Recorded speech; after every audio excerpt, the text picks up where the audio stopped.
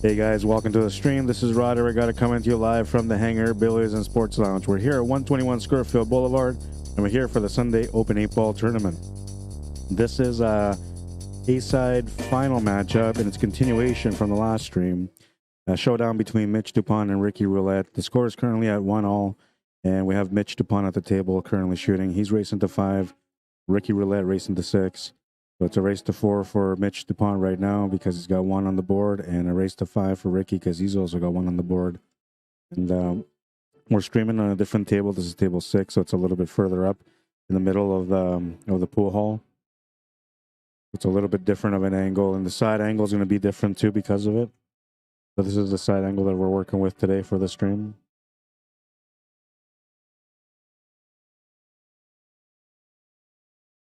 Makes a good shot to the corner, positional shot as well. He's got great shape on the 11 ball. Now he needs to look to see if that 8 ball goes through or not.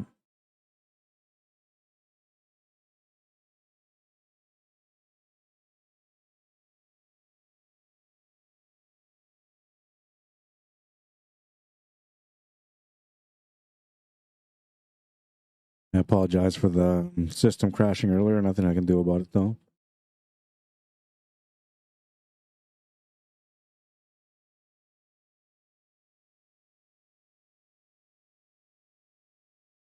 Mitchell win that one. Makes a shot on the 8. 2-1. He's in the lead. Needs 3 more to win. He's breaking next in rack number 4. This is the A-side final. Make that official.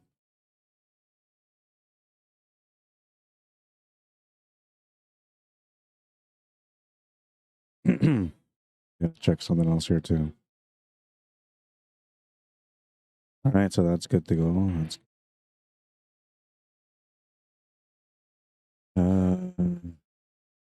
trying to get my head around things here.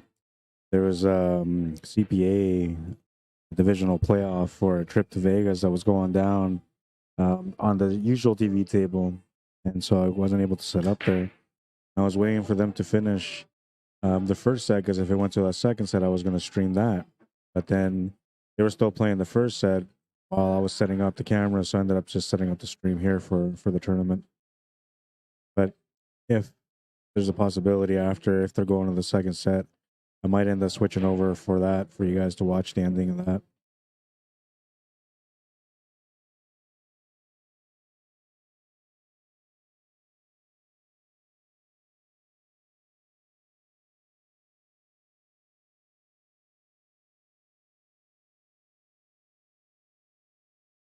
Bring up these guys' Fargo rates as well. Mitch DUPONT is 545. Ricky Roulette at 589.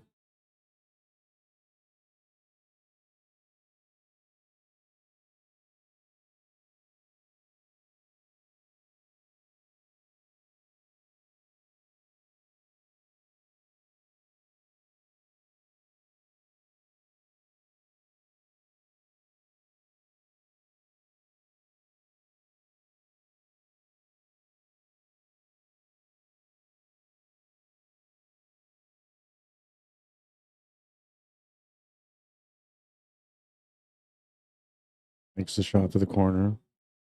Got position on the 7. It's stunned downwards for the 1 ball. And he's got a little bit of an angle to work with, so he should be okay. It is a little bit missable though if you try to overplay it. I actually like trying to play back for the corner if you can. Try to keep that simple. It doesn't go to the right side middle, so it has to go to a different pocket. And the left side middle is blocked by the 15, so the natural bank that you would normally take on here, not available. The only other thing you can see from here is maybe like a safety, or trying to play a cannon off the 8 ball, taking the 1 ball off the 8 ball into the top right corner. But that's a tough shot to make. Even if you had a ball in hand, it would be a tough shot to make. I don't see him taking that on. You can't really cut this to the corners. There's no cut available. You can try to reverse bank, but that's not going to go anywhere either. Yeah, so he's always looking at the option off the 8 ball. It's kind of like the only option he's got available here. And it's a weird option to have, but you know, if you have nothing, you're gonna leave an open table, you might as well try something. That's where he's coming from with this one. Good effort. Need to get above the 8 ball for it to go in, though. Gonna change the table a little bit here, and well, the leave is not too bad. He's giving Mitch a shot to the side pocket anyway. An easy startup shot. And if he crashes the cue ball into the 13, he should be okay for position to follow up after that with the 15, which will help him address that 9 and 12 afterwards.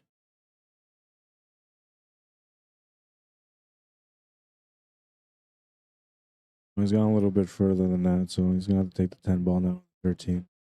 He could also take the 12 ball if he wants to, but then you'll be drawing around, trying to get around that 8 ball, which from this angle, you'll likely end up running into it.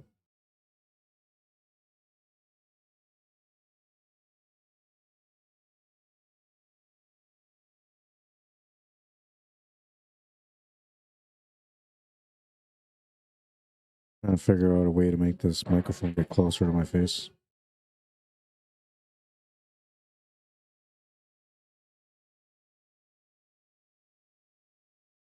That kind of works. Otherwise, I got to hunch over. Still kind of hunched over, but it's all good. Okay. All right. So where are we at?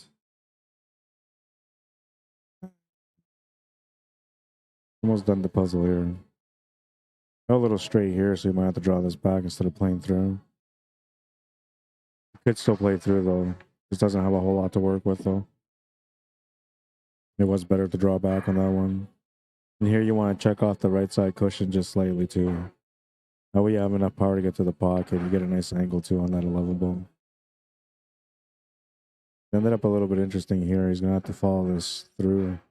Try to make shape for the 8 ball for the right side pocket instead of the left side pocket that he'd like to make. I'm not quite sure if he got the drawback angle, but the drawback angle is a natural instinct of the player. He decided just to keep it simple. Yeah, I was talking about a big draw. That was a short draw. I don't like that, you know, just keeping it simple. As long as you have a shot. I'm up short on that shot, though. Bounce off that side cushion is going to set up Ricky for the 1 ball. He's got a chance to be able to tie things up.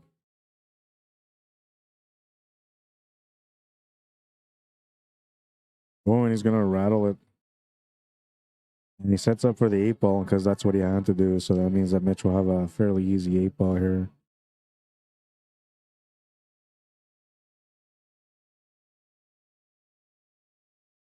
Three to 1.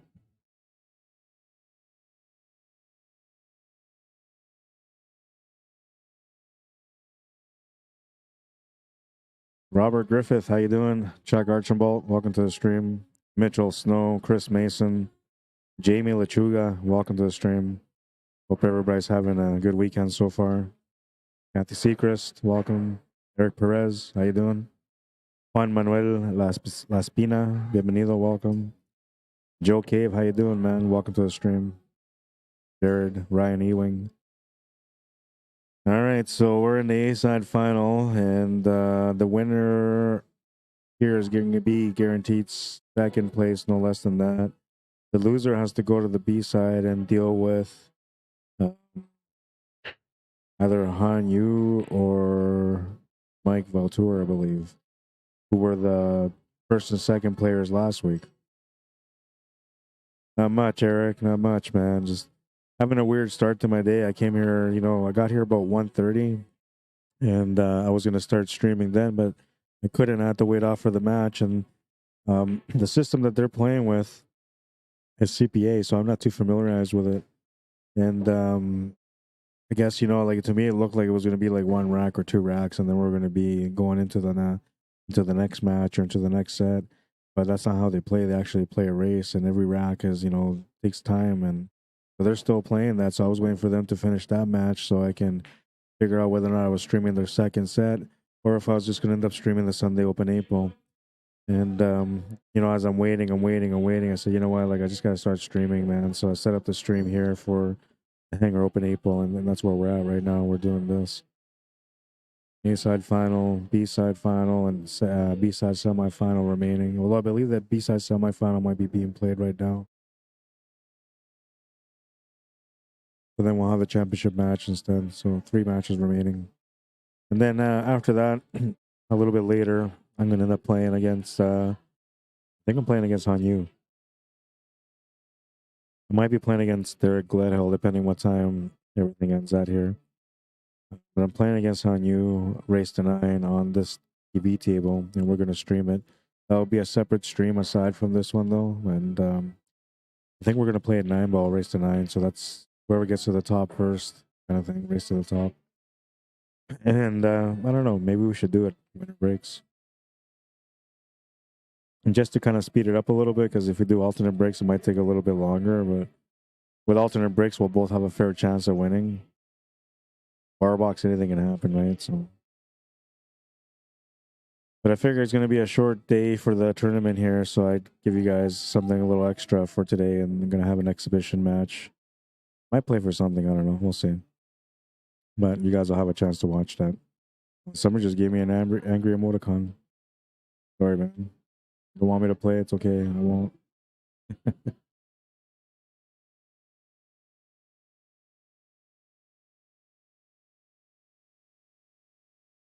Needs to come down for the 6 to the side. I'm going to be shooting over the ball a little bit. Doesn't have to take the 6 ball, but the 6 ball still works. I think he might have the 1 ball too. 1 ball would be okay to take if he has it. The 6 ball wouldn't be that tough, and the 1 ball would be the follow-up shot, but he's got the shot to the top left corner also right now. He could actually take that to the top left corner, then take the 1 and the 7 and finish out that way. Makes the finish a little bit easier.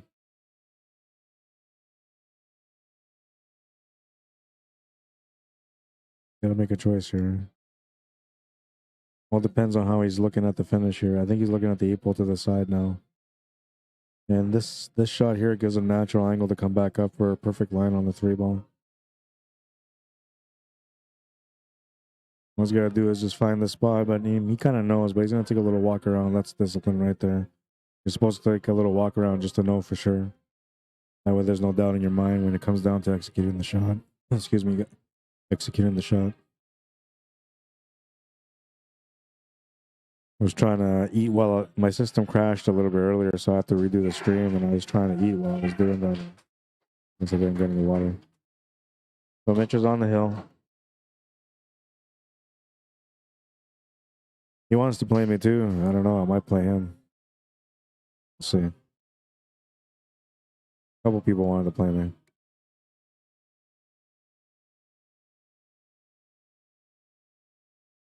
I'm not even trained. You know, usually I'm training and I'm playing, you know, solid pool, and haven't really played much because I've been working lots and traveling around while I'm working, and just kind of get exhausted after, you know, streaming so many hours. You don't really want to play pool. But I'm a diehard and I tried, but it just didn't work out like that. So I didn't play much. And now I'm trying to train because I'm going out to Moose Jaw, Saskatchewan for the Moses Capital Memorial 9-ball tournament next week. They have a men's division and a women's division. 2,000 for men's, 1,500 for women's. And they're going to have some mini tournaments throughout the tournament as well, or throughout the weekend. Starting from Friday early before the tournament even starts, they're going to have some minis. So I'm thinking about going out there and playing some minis because I can't play in the tournament because I'll take away from the streaming side of things. And I didn't want to do that. But I figure, you know, if I'm streaming and I take like an hour lunch break, I can play in a mini real quick, right? And try to compete and make some money maybe. So that's my goal. That's why I'm training. That's why I'm playing somebody tonight on the stream. I wanted to add some extra pressure because I haven't really been playing much lately, and being on the stream kind of adds a little bit of extra pressure to your game. So looking to see if I can draw from it and become a little bit more balanced at the table instead of it overwhelming me and making me play a little crappy. There's going to be some moments though because I haven't warmed up, but it's okay.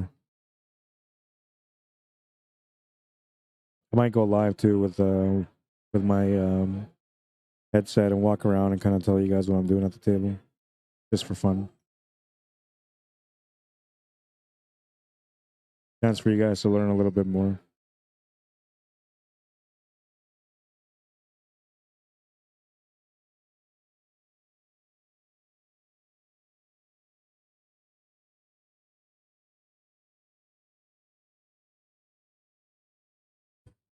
I just got another message. Somebody else wants to play me too.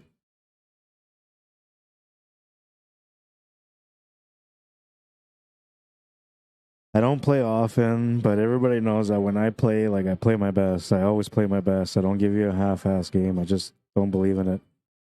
So it's always fun to play against me because no matter what happens, whatever I'm playing for, even if it's for fun, practice against teammates, it doesn't matter. I just play my best all the time. I try to anyway.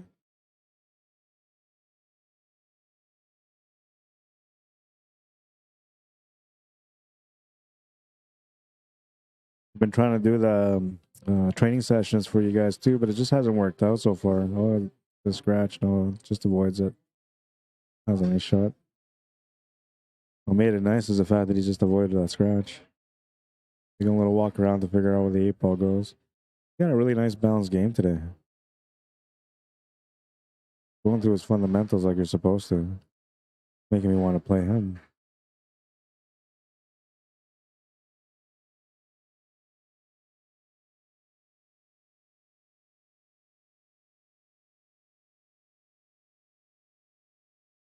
Might shorten my races maybe. Maybe I'll do a race to 5, race to 5, and race to 5. Because I was originally going to do a race to 9.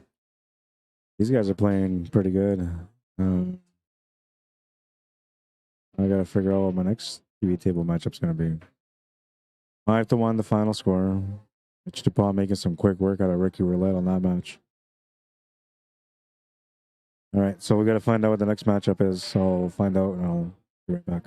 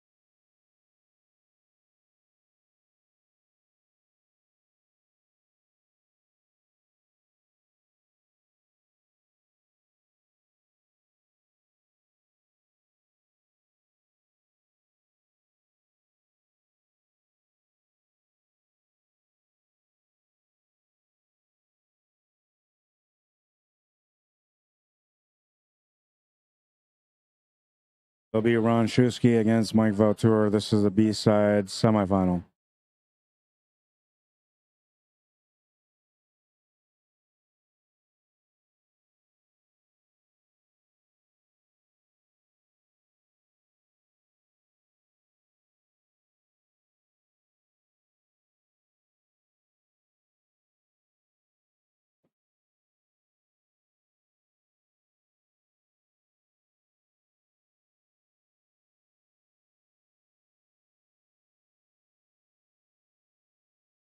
Is it 6-4?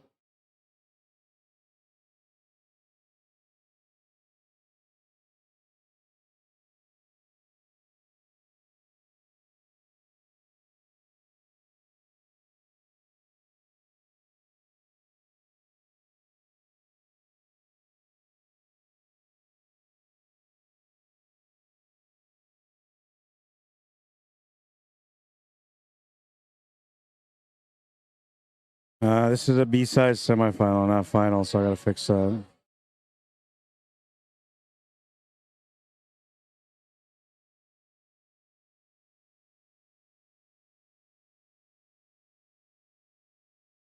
Now, Ron didn't really want to play on the TV table, so he's gonna be a little bit nervous on the table.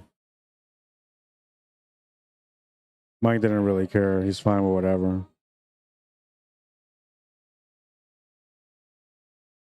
And we'll get these guys' cargo rates for you guys.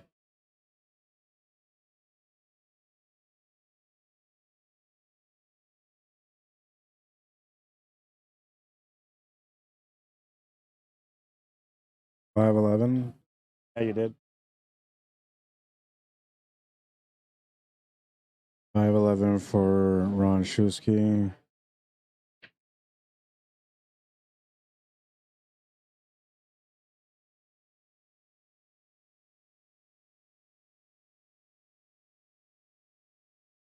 Mike Vautour,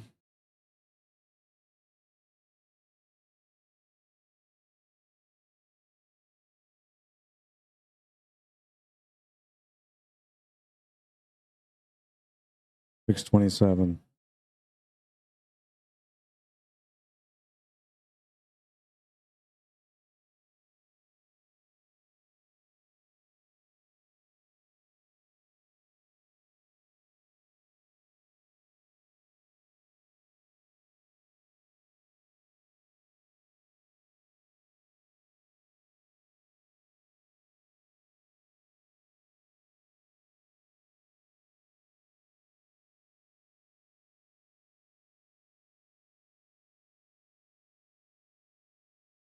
All right, so there's their Fargo rates.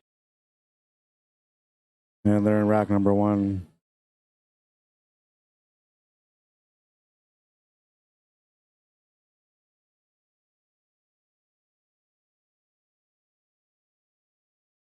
Makes the shot to the side. He's coming down. He'll have position for the 15 and the 13. 13 will help him bump out that 8 ball. Needs to get it out in the open. Gonna miss the shot trying to get the 8 ball out, and he does get the 8 ball out, but unfortunately he missed the shot. Turns the table over to Mike Vautour, who's gonna have a shot here to get started. I'm not sure he's got much of a shot on the 7 ball, but it looks like he's got one.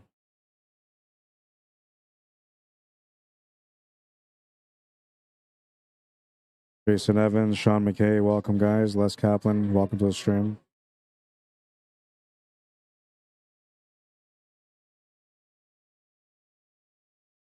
I didn't think he had that much room. We'll come up short.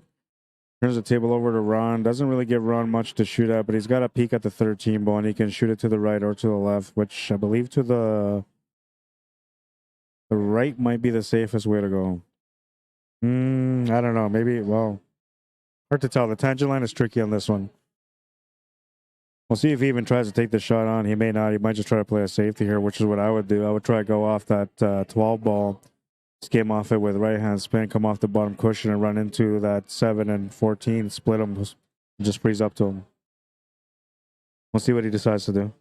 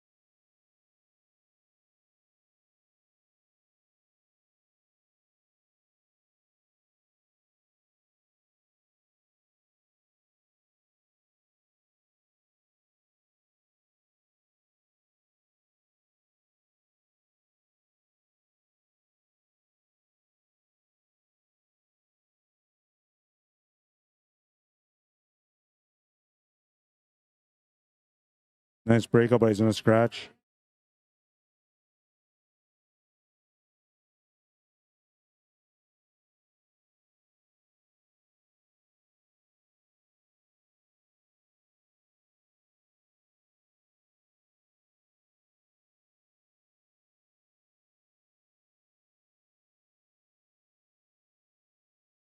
Trying to open up the 9 ball here. And open up the 14 ball also. Not much of a shot available though. Didn't call it bankside.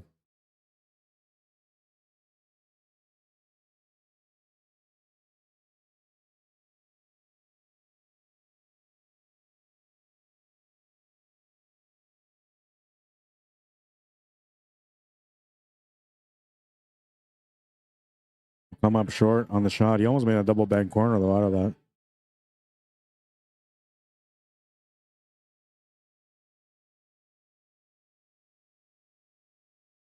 So Mike should be able to take this table now. Just has to get up table for the 3 ball, then they'll help him get up for the 1 ball, which is really the only kind of problem ball he's got. He could also play the 4 ball now and then shape up for the 1 ball and then use the 3 ball as a follow-up shot after that. It just makes sense to go up for the 1 ball now.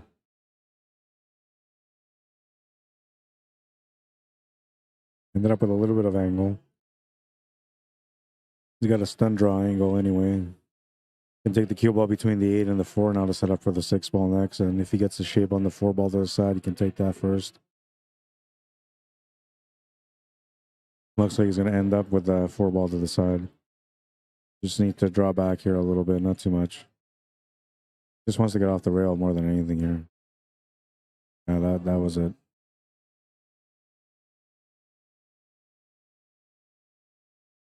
Quick little poke draw here too. He can even just stop it there if he wants to. But the poke draw is what most people will do, which is what he did.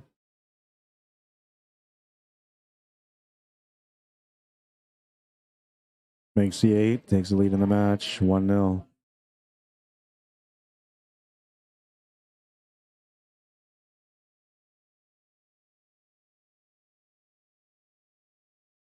Gansky, how you doing? Christopher Ross.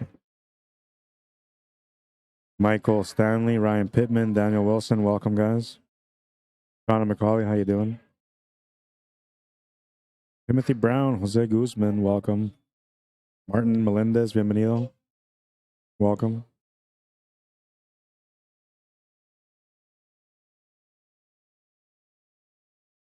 Man, I'm a little nervous about playing later, but you know, I'm gonna man up. Thing is that every opponent that wants to play me is a good opponent. And they're all kind of warming up and playing throughout the day. So they're all going to be ready to go while I'm just going to be trying to find my stroke, but it's okay. I wanted the challenge, so I'll take it on.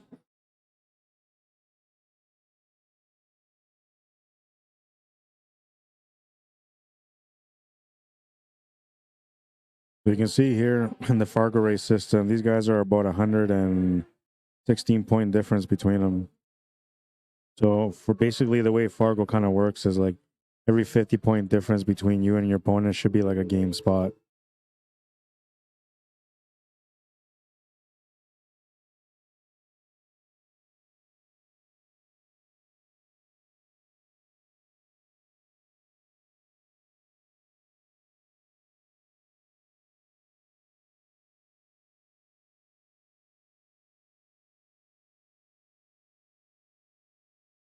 Just needs to hold the cue ball there for the 15 ball. Oh, he was trying to play through. I thought he would have tried to hold it there. All right, so table's turned over to Mike. I'll get a chance to get up 2 games here. Decent spread, a little bit of work though. Decent spread. Has to get that 5 ball, either open it up or get position on it, because it does go to the bottom left corner. All depends on the pace that he comes up with here. He might take a stab at it. He has a shot on the 2 ball for sure. 2 ball actually helps him to be able to break into that 5 ball if he wants to do that, but then he may not get a follow-up shot, so I think that's why he's taking that 1 ball right now.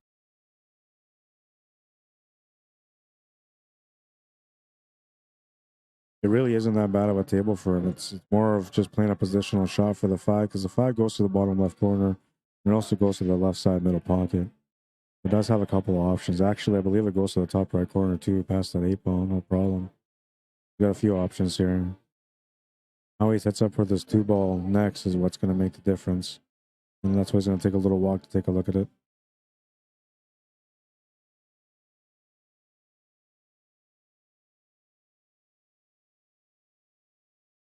Got a little bit of angle here, so you can just draw this into the rail and freeze up.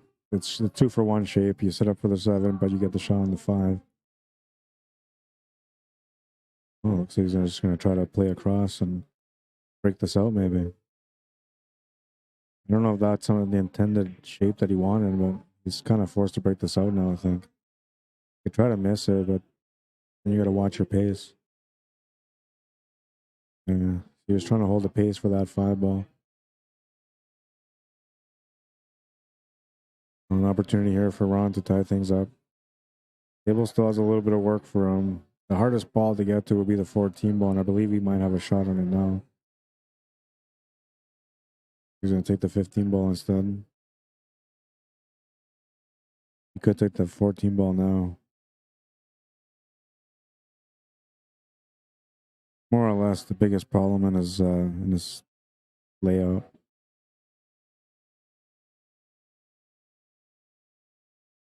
He's going to bumps into the 10 ball slightly.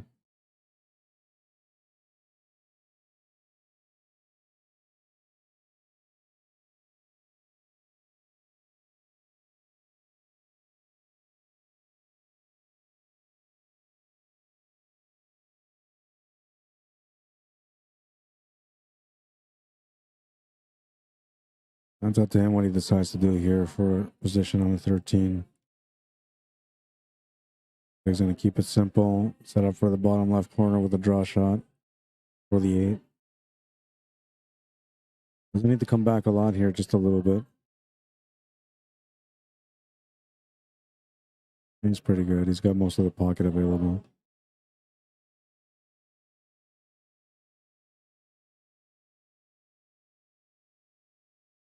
Oh no, he's going to miss the 8 ball.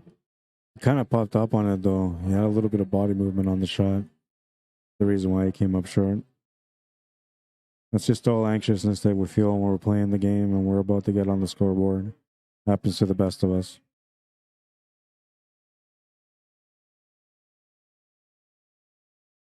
So a little lucky break here for Mike. He wants to get up 2 games. He's going to overplay the cue ball though for the 5 to the side, but he still has the corner, so he's not bad. Hopefully this doesn't affect him on this shot. It shouldn't, you know, but sometimes the player can get affected by it. And it should be all right. A quick, easy follow-up shot here. I'll have to play off the 2 rails. Nothing wrong with that. You want to play through on the shot. You don't want to slow roll it, so he's done good. Good choice. 2-0. The 2-game spot is now wiped. It's a race to 4 between them. Mike looking to get back into the championship round. He finished first. Oh, sorry, he finished second last week. Lost to Han Yu on a double dip. And I don't think Han Yu is left in the tournament anymore. I gotta check. Let me see. Pretty sure Han Yu is eliminated from the tournament. But if not, there's a chance those 2 might meet up for the first B-side final matchup. Oh yeah, Han Yu lost to Mike on the B-side.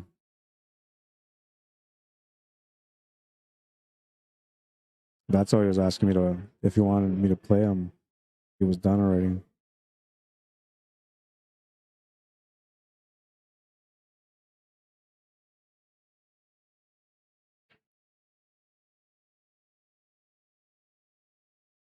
Yeah, so the winner of this match plays against Ricky Roulette.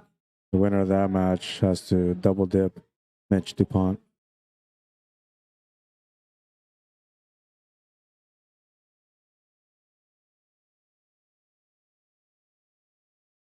I gotta go ask Mike what the score was for his last match so I can update the challenge bracket, so I'll be back in a minute or 2.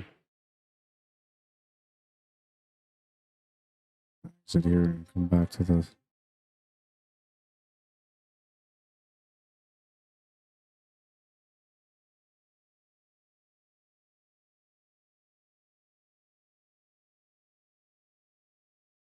Pick up on YouTube, see how things are going on YouTube. Gonna jump the white ball off the table.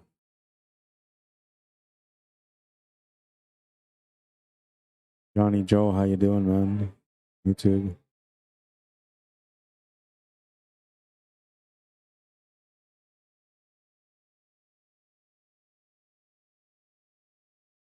Johnny Joe says, "Hey Rod, how's it going?" It's going good, man. Not bad. Mr. Brad, how you doing? Says, "Good day, Rod. How goes it?" It's not bad, man. It's a different day than I thought it was gonna be. I thought I was gonna be walk in here, start streaming, get onto things, and it kind of a slow start today. So 5:30, and I just started streaming about maybe a half hour ago, 40 minutes ago. But I will have another match after this for you guys. After this tournament is done, I'm gonna have an exhibition match. Or I don't know, we might play for something. We'll see. I didn't come here thinking about gambling. I just wanted to play a set, but maybe gambling is in the cards today.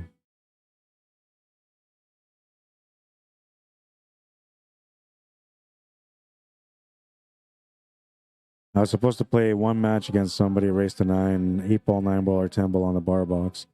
But I have 4 people that want to play against me right now. So I'm gonna either break it down to races to 5 and do a couple of matches, or just pick 2.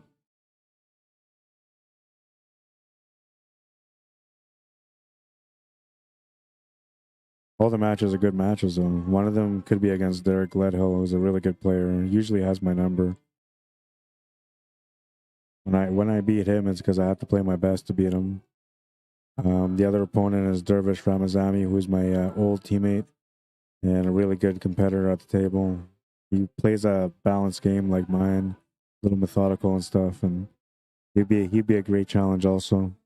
The other player that wants to play me is Mitch DUPONT, who just won the A side here. And, he's a good player as well. He might make a mistake here and there, but he always seems to get back on the horse and grind out the wins. He's always a good competitor. And then the last guy is Han Yu, who's the guy that won the Open 8-ball last weekend and double dip Mike Valtour. Mike got even with him this time around though on the B side, and he put him out.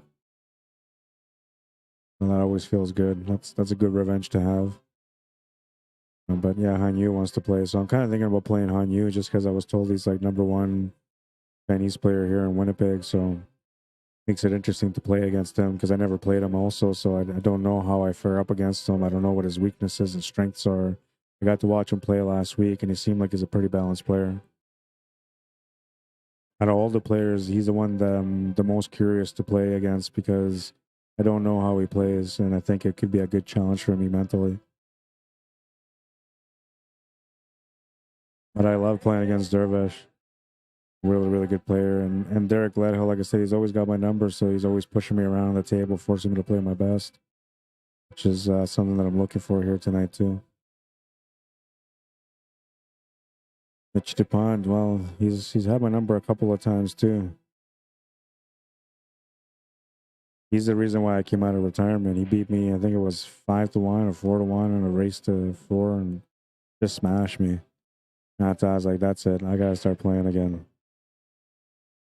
And yeah, so I'm thankful for that. Mitch kind of got the fire started in my game. He's the reason why I come out and play pool still. I mean, I love pool, man, but I just physically can't do it all the time. Big bank, and he's going to come up just a little bit short. Not bad on the leave, though. He didn't really leave a whole lot.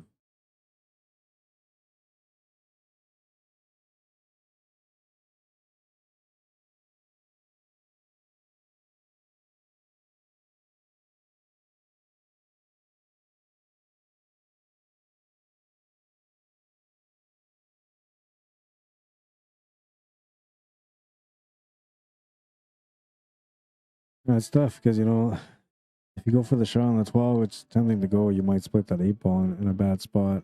You don't really want to do that. But this back cut on the 13-ball is pretty difficult, too. He almost has to grace off the 9-ball to be able to do it. And so, therefore, you're cutting into the 9 where the shot makes it a little bit harder because the tangent line also kind of points towards the top left corner for a scratch. And he kind of seen that he was not really in a good spot, so decides to play a smart safety instead. That's what you're supposed to do there. We'll try the bank side. We'll come up a little bit short.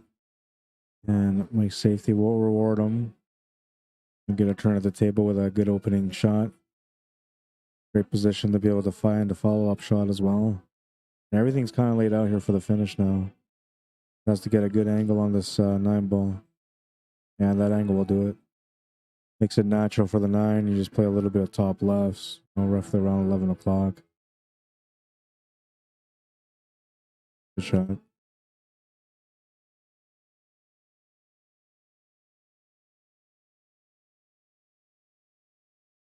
Taking it easy on that shot. Didn't really take too much time to think about it. I have to make a little bit of an effort here for the 8 ball.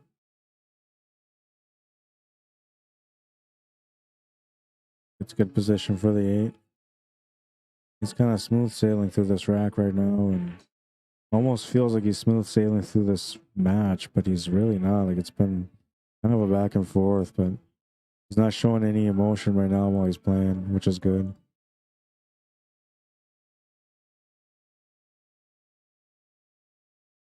Gary Stelter, how you doing? Donna Hensley, welcome to the stream. Dylan Drake, how you doing? Ryan Mod, what's up, man?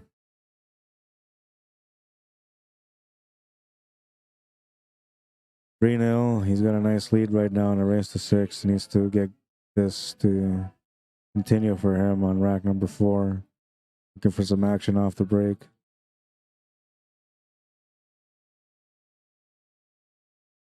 Got a pretty good balanced game between his break and his safety and his offense.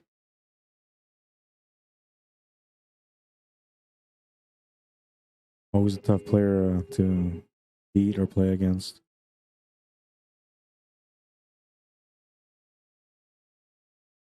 Rack number 4.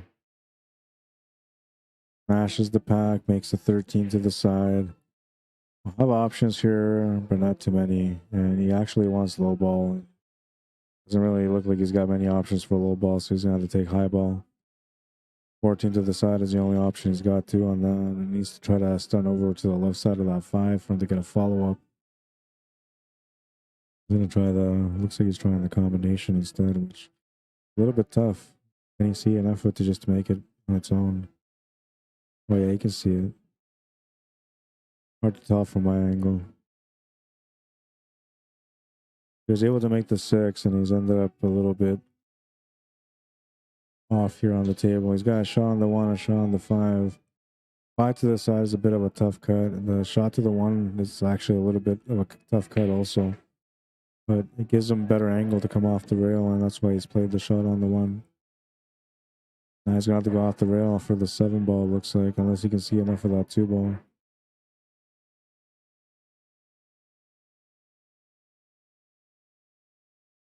Even if he does go off the rail for the 7 ball, he won't really have a follow-up shot unless somehow this 2 and 3 combo goes to the side. And it's pretty close, man. Possibility. On the 2 ball, though, it looks like, so. Just trying to play the combo off the rail into the 7 with the 5 ball. I think the goal more or less there was just not to disturb anything, just kind of leave things a little bit tied up. Ron's got a pretty decent table here. He just has to get into this 12 ball and open that up, and everything else goes into a pocket. Got the breakout angle here for the 12. It's the breakout, but doesn't get a nice positional shot here. He's got a little bit of a tough leave. Gonna be starting taking a bank on the 15 ball. Or playing a safety. Actually, don't mind playing the safety here. See what he does. I mean, you got the 14 ball. You can just wedge the cue ball between the 14 and the 8. Pretty good safety. You can also just play the 15 ball and get the cue ball on top of the 14, which that will work also. Yeah, that's a good shot. There, now he's used that 14 ball as his leverage to be able to protect from, like, being able to have an easy kick shot on this 7 ball. All he's got to do is just hit one of these solids. He's got lots of solids on that side, so he should be able to hit one. There's a small window for him not to hit it. He's going to hit that window perfectly. All ball in hand for Ron Shusky. Things are looking up for him now. Ball in hand definitely helps out the situation. 14 ball is going to be a bit of a tough positional shot also, but not too bad. Looking to shape up off the 9 for it after this 12.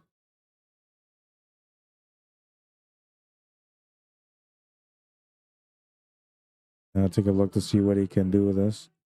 Technically, like, he's got to be careful here. He doesn't want, like, he's thinking maybe perfect shape for that 15 ball, but he should be trying to make the 15 ball in the bottom left corner, not the bottom right.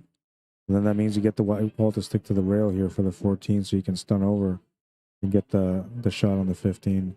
Looks like he actually got pretty straight, though, so he should be able to hold position for the 15 ball here. Yeah, he was able to hold it. That was a good positional shot. And it needs one more here from the 15 to the 8 ball.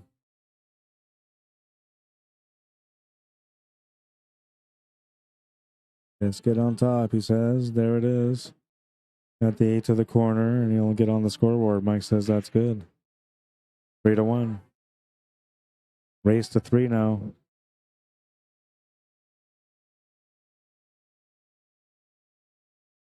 Winner of this has to play against Ricky Roulette, and he's warming up on the other table, man. You don't want to be no easy prey today, he says. He's going to get ready on the other table and got to put up a big battle here on the next matchup against the winner of this match.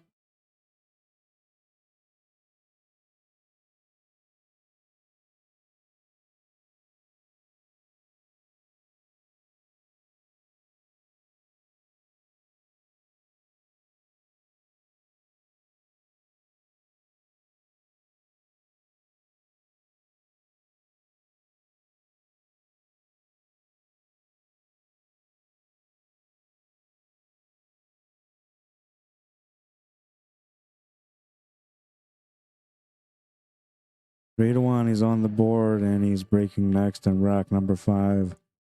Looking to make a ball off the break and to get something to shoot at.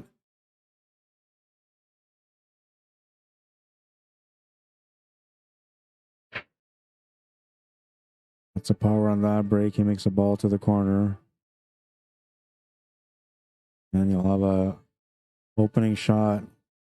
His choice of solids or stripes, but it doesn't look easy. 5 ball is about the best option. I think the 7 ball is pretty tight, but he might be able to start off with a 7. Oh, he's in tight on the 7 ball.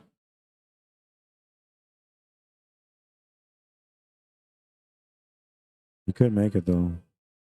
Gonna try. And he does make it. From the second angle, it looked like it was frozen into it on a bad angle, but he actually had enough to make it. And I should be able to shape up here for the 2 ball next. Doesn't want to shape up for the 3 here. He wants to get the 2 ball. Got the option for the 3 ball now if he wants it, though, but he shouldn't. Gotta set up for the 3 with a little bit of angle because he wants to crash the cue ball into that stripe to be able to get set up for the 6 ball on the side. He's moved the 8 ball out of the way now, so that opens up different positions, different angles. Should still be okay to find the finish here. Just needs to get shape on the 3 and then on the 3 to the 6. Wants to have a little bit of a drawback angle because I think he'd be looking for the 8 ball on the right side middle as a finish. So I don't mind taking that 8 ball on the top right corner as a finish. I think it makes it a little bit easier for position on the 6 ball. And also for the position on the 8.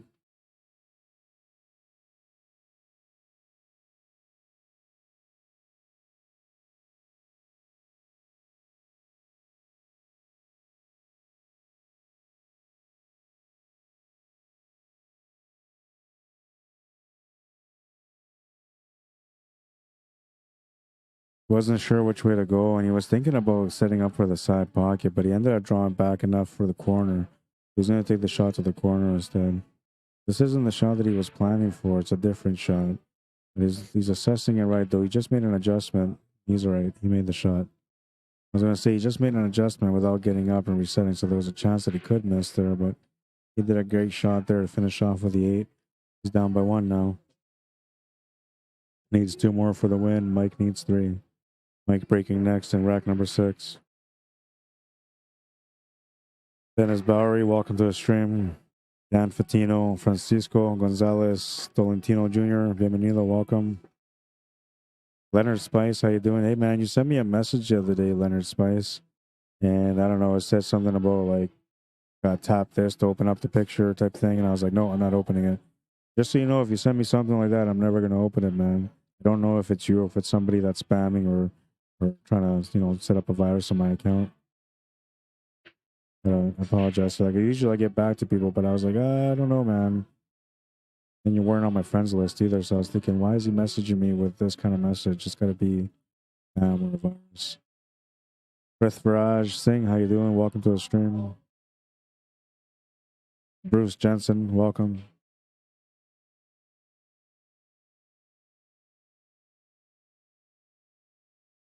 Well, looks like the momentum is on Ron's side right now. He's taking advantage of it so far. It's a great shot on that one. It's a nice little combo to start.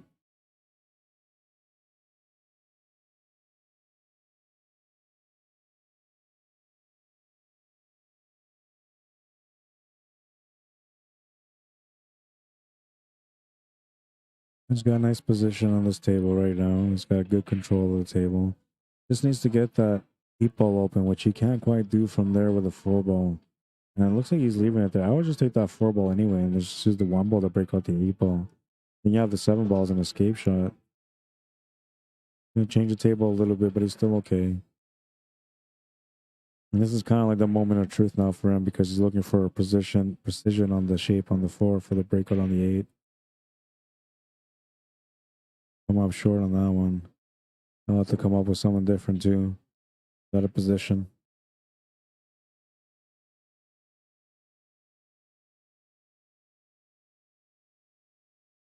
That wasn't part of the plan, and so he's got to come up with a new plan. This is not even in plan B or C. We're looking at plan D right now. He's calling a 3-ball combination. Tries to make the 1 into the corner. Comes up just short with good effort though.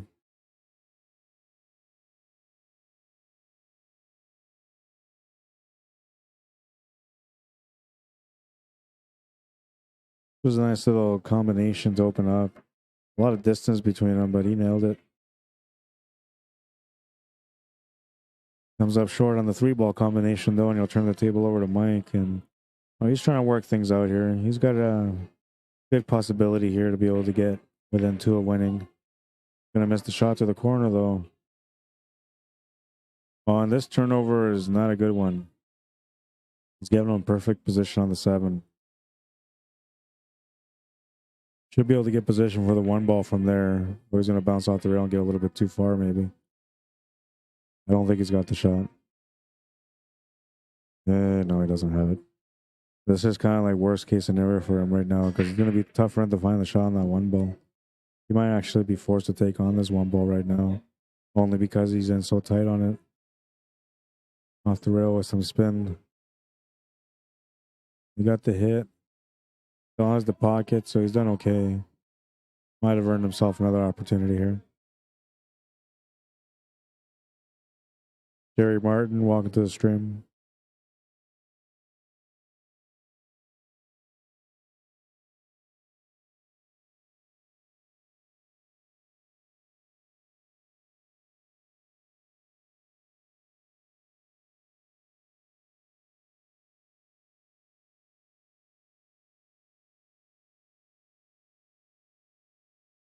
There's no comments on the YouTube chat.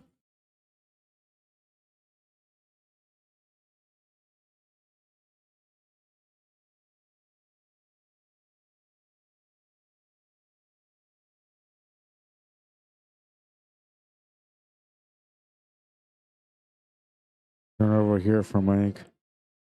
And you'll have a decent angle to work with here to get started. You can try to break into that 13-ball right now if he wants to. He can shape up from this ball for the 11-ball with a breakout. And try to break it out right now. He had the opportunity to be able to get it out. He just missed it. Still okay on this table. He's got full control of the table at the moment.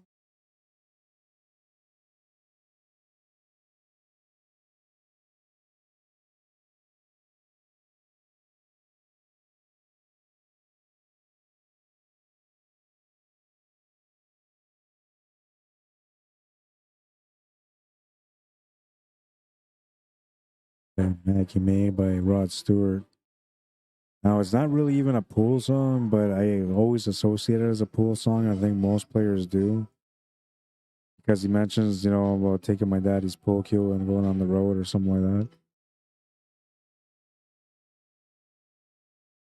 But it became one of my favorite songs when I knew there was pool involved in it. So I found it on record, and I have different albums that have the song in it.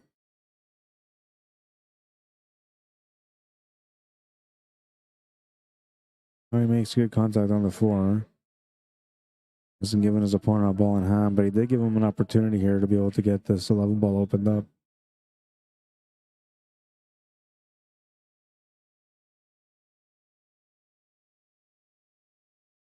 He'll get it open. Might have the option to the side with the 11 ball. He also has a 14 to the corner. 14 might be the tougher shot, but might be easier out of the two.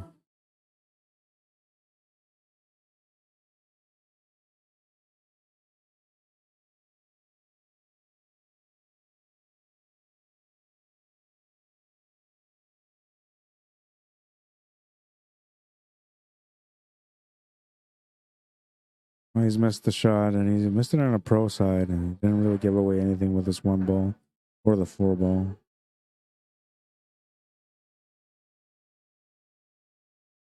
Ron's going to try to bank this 1 ball, and he'll come up short.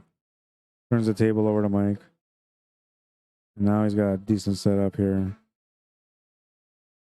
Gotta watch out for avoiding, or he's gotta watch out for getting into any trouble, I mean.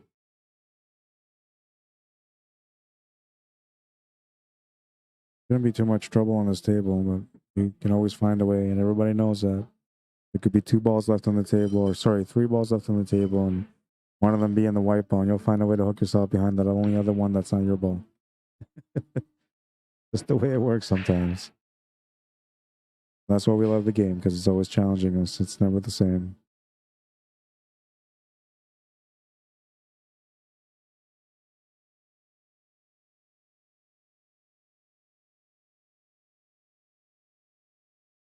Good pace on that one.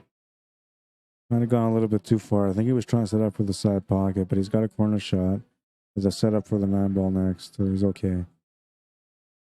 Get a whole position here.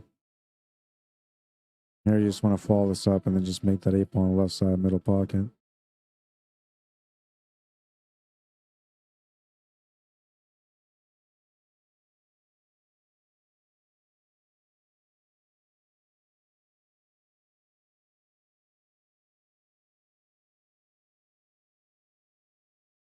Just like that.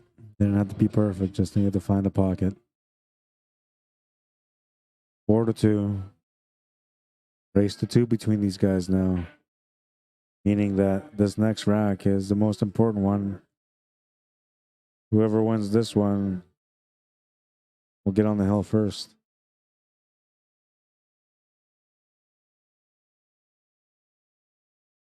Tom Rosemeyer, welcome to the stream. Ray Cook, Marvin Beatty, welcome to the stream. Ray Kerr, welcome to the stream. Just waiting. His opponent went to the bathroom real quick, so Mike is waiting. And it's Ron Shusky's break.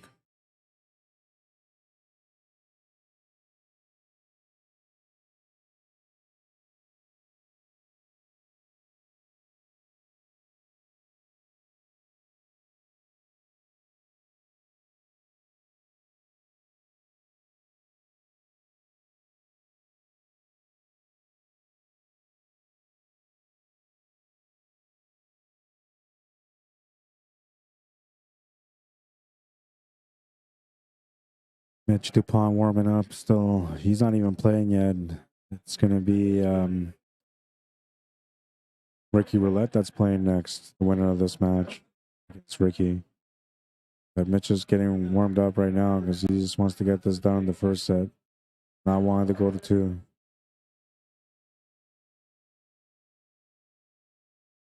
One of the things about the B-side winner coming through and winning the first set, the reason why they do all the time is because they usually play back-to-back while the A-side winner is sitting there on ice waiting for the next match to come through. this case, looks like Mitch has decided that he doesn't want to be that guy. He wants to try to win in the first set, so he's just shooting through. Now, all he's got to watch out for is he doesn't overdo it, right? Just needs a few racks here and there while he's waiting. You know, let's say you have an hour and a half waiting period for your match. Just as an example, you want to shoot a couple of racks every like 30 minutes. That's all you need. You just need a little bit of reassurance, you know, make sure that the stroke is still going good. And as long as you're doing that, you'll give yourself a good chance to be able to come back and, or not to be able to come back, but you give yourself a good chance to win that championship match in the first set.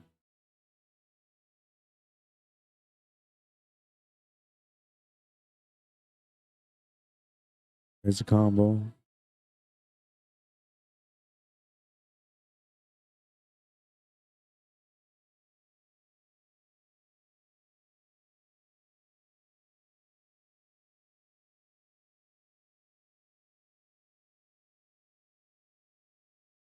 A beautiful back cut on the 9-ball. Trying to get a better table layout, but you know, the 3 balls come across and tied up that 10-ball now. And the cue balls, I'm kind of rolled up on the 11-ball, leaving him only just a combination for that. Gotta get down table though, so that combo actually kind of works. But the problem with this layout is that the 1-ball's on the path of the cue ball to get back down for that 14. So the combo's actually not the right shot to take, but don't really have anything else to shoot at. Gonna be a foul and a ball in hand.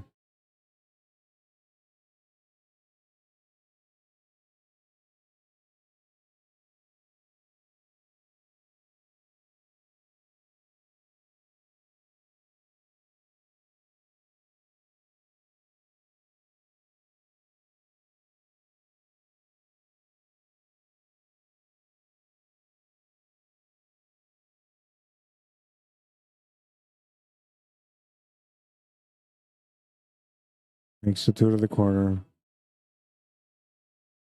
Got position for the 7-ball, but a bit of a back cut. The ball should go towards where that 8-ball and 6 are.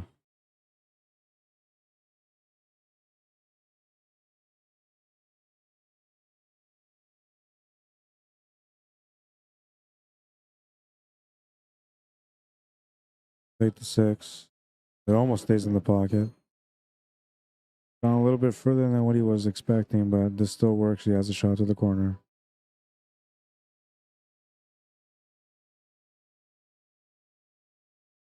Looking good for the 4-ball. Needs to figure out where he wants the cue ball to be for the 8-ball.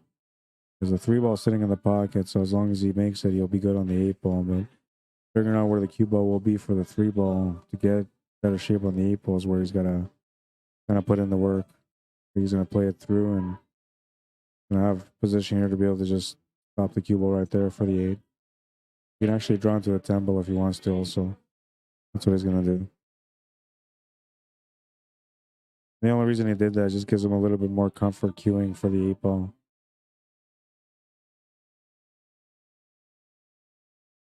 Makes the 8. He's on the hill. On the hill and waiting for an opportunity to go in for the kill. Mike Vatua breaking next in rack number 8. Trailing in this matchup, even though he's ahead. His opponent's on the hill. He still needs 2 wins. Drop down St. Paul. Samantha Jane, Baby Che. Len Peters, Louis Mastro. Welcome, guys. Noah and Eliana, welcome if you're watching.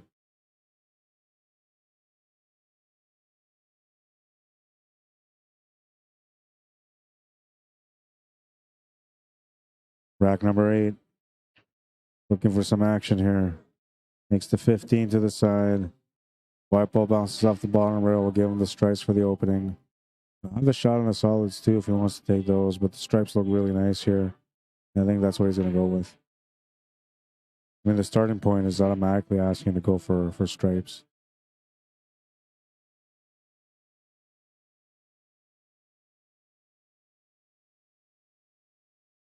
Nelson Boyd. How you doing, bro? Just to come off the cushion now, try to get set up for the next shot. Looks like he's just stunned over for that 11 ball or that 13 ball. Back pocket. So now he's going to take the cue ball up table and losing a little bit of control on the cue ball. Looks to me that the tangent line is going to take him to the left side of this 2 ball, which will push the cue ball over to the left a little bit. Might give him the shot on the 11 ball after this. Going to hit that 14 ball instead. Draws a shot on the 11 ball.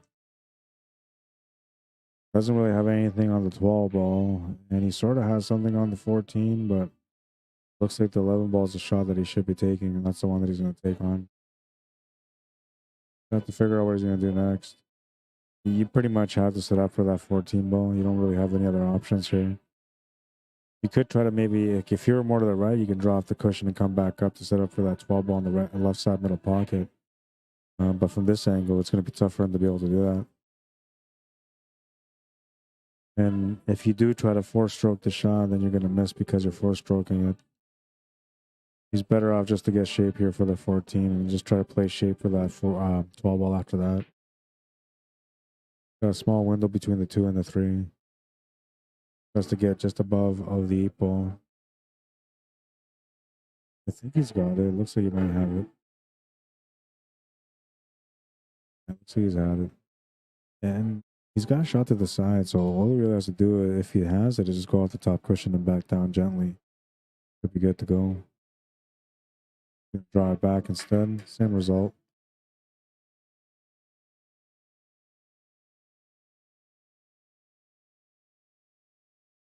Now he's got to earn his keep here on this one. Position on the 8 ball is not easy.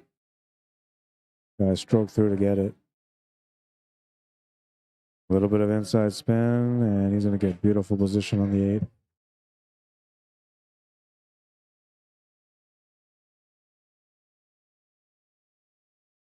Makes the 8. He's on the hill. Our first hill matchup. This was pretty. This was pretty, man. Position for the 8 ball.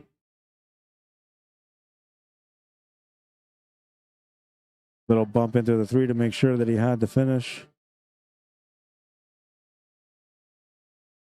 Rod breaking for the match now. It is the final rack. 8 racks decided nothing, so we go to the final, the 9th rack. Winner wins. Loser gets eliminated. 511 Fargo versus 627 Fargo. 2-game difference is the spot. It's come down to the last rack.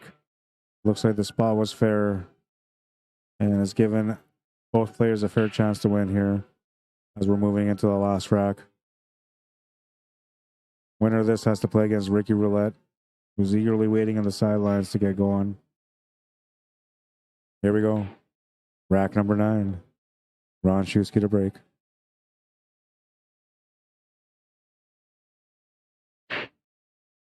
Smash and break makes the 6 and the 5. And, well, he's got options. Not too many, but he's got some. Got the solids and the stripes. Now, he doesn't like this layout. I don't really like it either. I don't blame him, but still have a chance to get started here. You still have a little bit of a table to work with, so it's not too bad. But it's not ideal. I wouldn't be like trying to copy this break. It's a break that works, but not recommended. Trying to make the shot to the corner. You'll double kiss it. You'll stay up. You're going to turn the table over to Mike. We'll have a chance to make a choice here between solids and stripes. And I want to say the stripes are still better than the solids, you know, but I don't know. Yeah, maybe, depending if that combo goes or not. From this angle, it looks like that 14-13 combo is wired, but from the other angle, it kind of doesn't look like it. Maybe.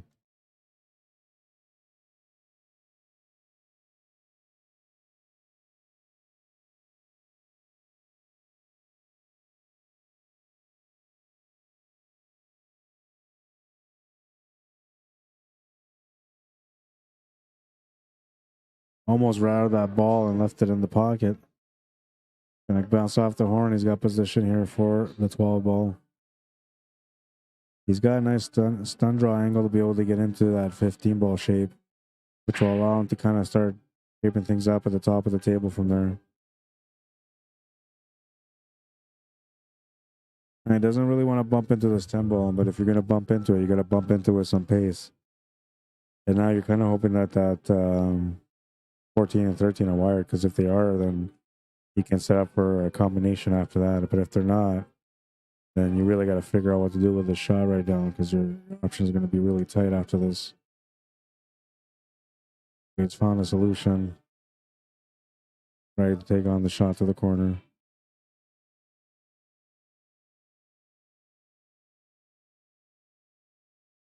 Open up the pocket a little bit more. Goes off the 2 ball.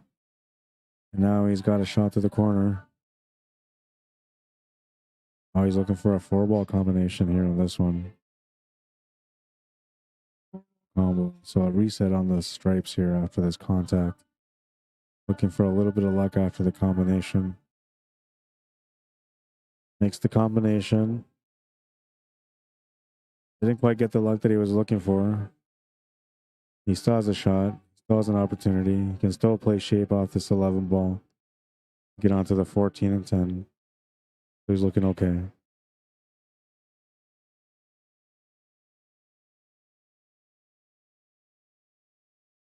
Play the angles here and have a nice stroke on it.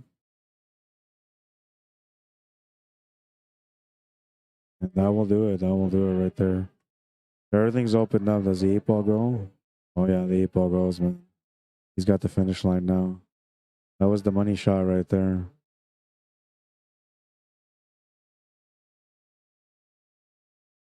Oh, it almost stayed up. Almost stayed up, man. I don't know how that went down. Now, well, he's got to play shape differently here for the 8 ball now. He could still try to play spin around this 3 ball and then catch off the 2 rails back to the right side. Has to be a little bit more delicate on the stroke delivery. Almost like a push stroke. Gonna bump it out instead. That works. Gives him the easy 8 ball. For the match. 6-3 the final score. Hill matchup. This was interesting though, you know, like it looked like he missed. Oh, and it just went in. A little gross, a little gross. The rookie roulette against Mike Vautour. Put Mike Vautour on the left. The race is 6 between these guys, I believe. No, at 6-5, that's what it is.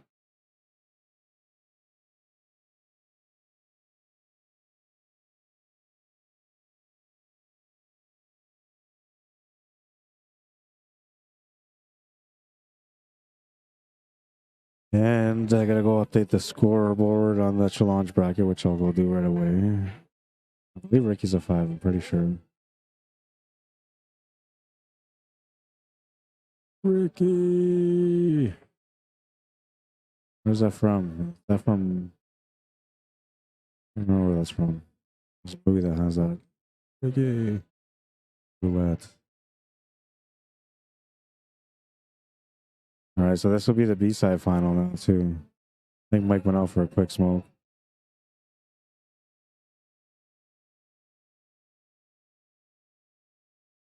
Scoreboard has been set up, and Mike is I can't remember. I think Ricky's a 585.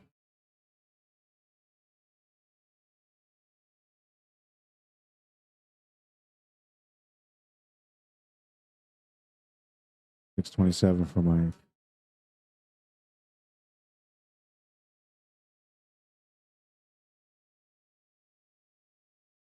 I think Ricky was a 585.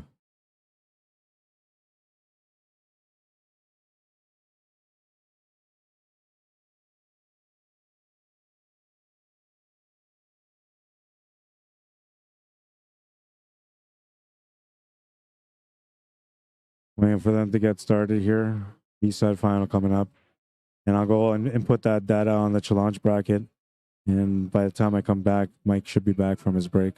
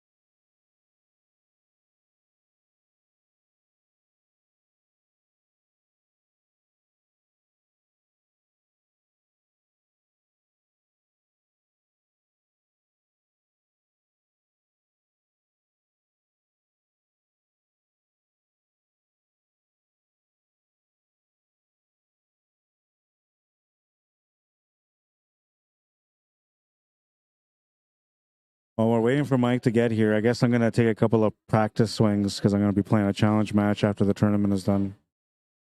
So might as well fill in some time warming up.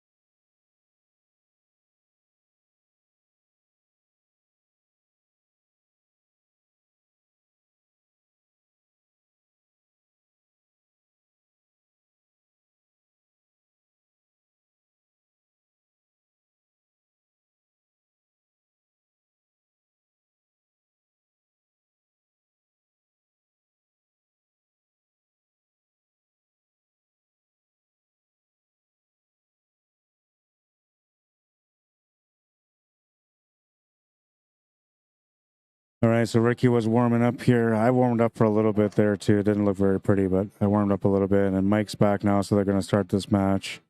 Race to 6 for Mike, race to 5 for Ricky. Alternate breaks, VNEA rules.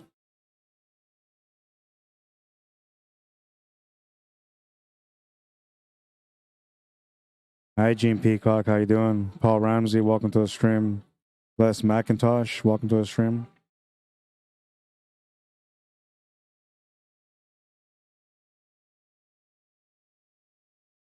Curtis Chaborak, Victor Valdez, welcome. Serge Baker, how you doing?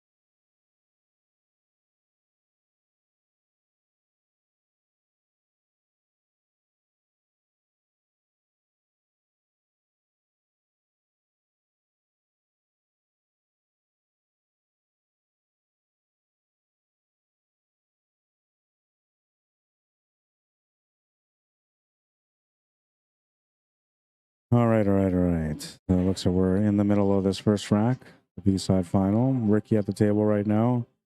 And it looks like he's in a situation here. I'm assuming he's low ball because looking at the table like he's got a big problem in front of him. And he does got a big problem in front of him if he's low ball. A bank side can hop on, but finish on the 6 ball is not there. Gonna play safe because of it. Or Kerr, how you doing? Says, hey Rod, I hope you are well.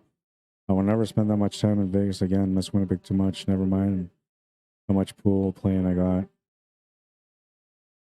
Henry Nogiak, formerly of Crystal Palace, asked me to say hi to all his friends. No, I haven't really been playing much, Gord. I just trying to get back into form again now. Put in a couple of days training so far, but nothing great. And it all depended on how things were going to be today with the tournament, whether or not I ended up playing a match. But it looks like it's going to be done a little bit early, so I'm looking for a challenge match afterwards.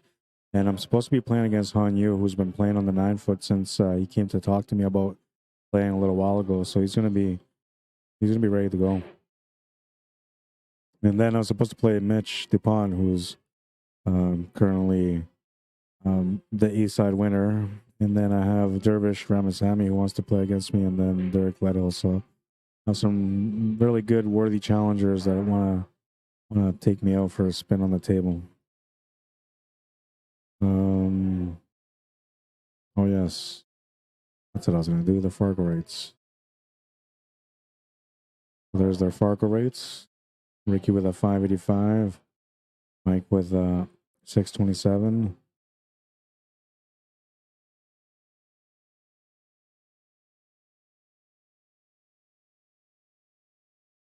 Wires the combo.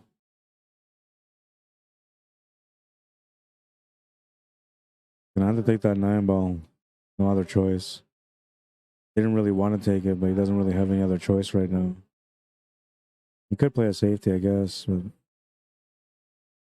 I don't know if he really will. We'll see what he decides to do.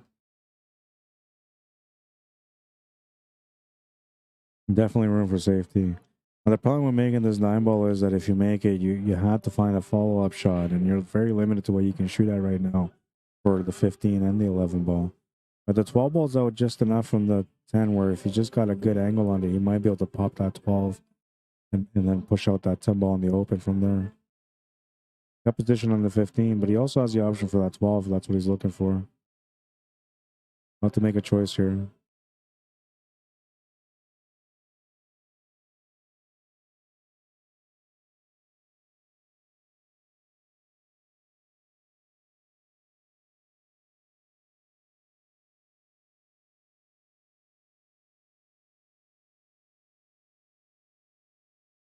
I'm not looking that bad for a safety play right there also. He's got good position for a safety, but nothing wrong with taking this 14 ball and just try to get position on that 12.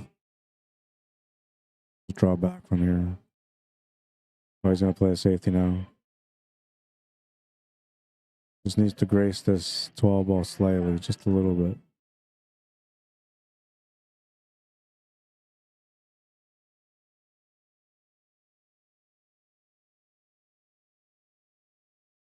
Not sure if he left them hooked or not. He might have left them the shot on the 6 ball.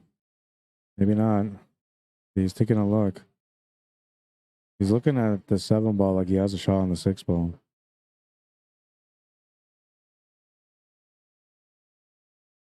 Oh, and he definitely had a shot on the 6 ball.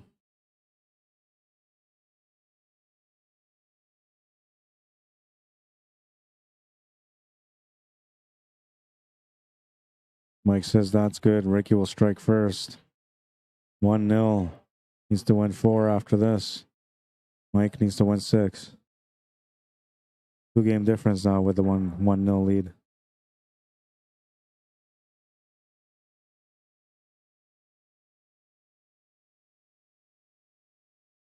Mark Aguan, Roll McIver, and welcome, guys.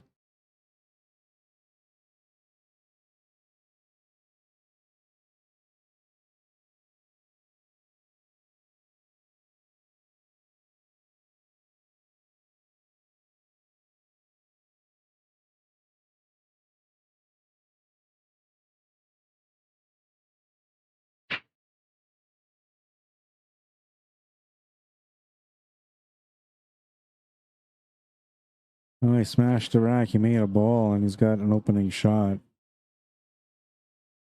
Not the greatest break, but it's a workable one.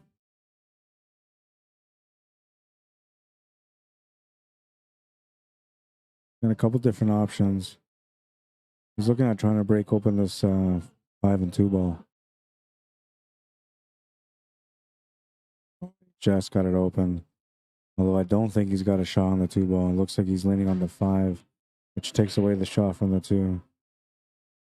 You'll look to see what he's got. Might have it. If he does have it, he can poke through to be able to open up this 3 ball now. Ah, there you go. And he's got a follow-up shot on the 6 ball, so that was good. Now he can play the 6 to go up table to deal with that 1 ball next.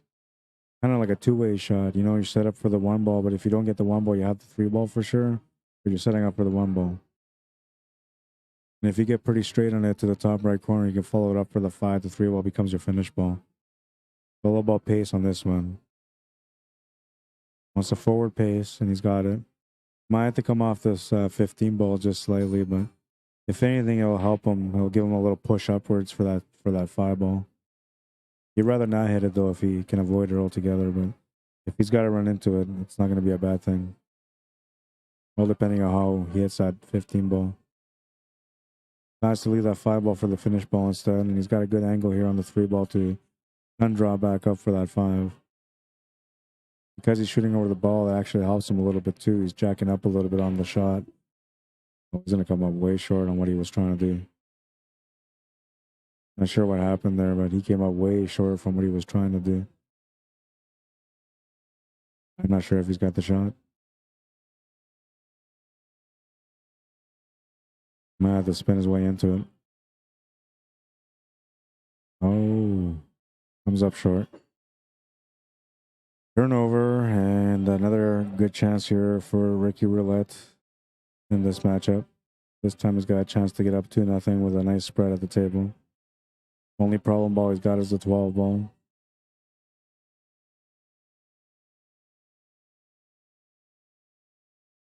I'll have to start off with the 15. I don't mind taking the 12 ball on right now. That's maybe a better option if you're comfortable making the shot. Gives you more options for shape afterwards, right? So it was the right time to take that shot on. Good choice. Cole Iprakovsky, sorry. Iprakovsky. Ricardo Icky Jamie, welcome to the stream.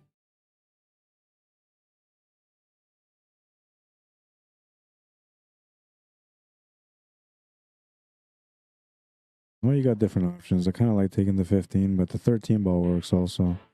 If you take the 13 ball, you can come over to the right side of the table, deal with that 9 and 14 ball next. Then you can take that 11 ball up table for the 15. He's going to play over instead, and has a shot on the 14, so he's not too bad. But he almost hooked himself up.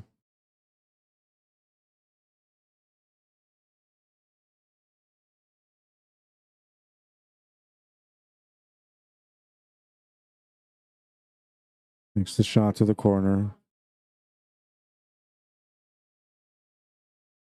Got a nice angle to work with here on the 11 ball. I almost feel like he wants to go from the 11 to the 9 ball now.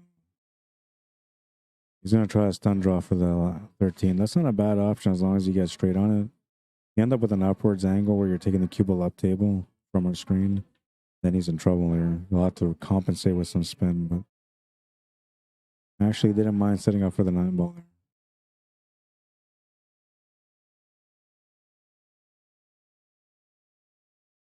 Wasn't quite sure what he wanted to do, and he ends up turning the table over to Mike.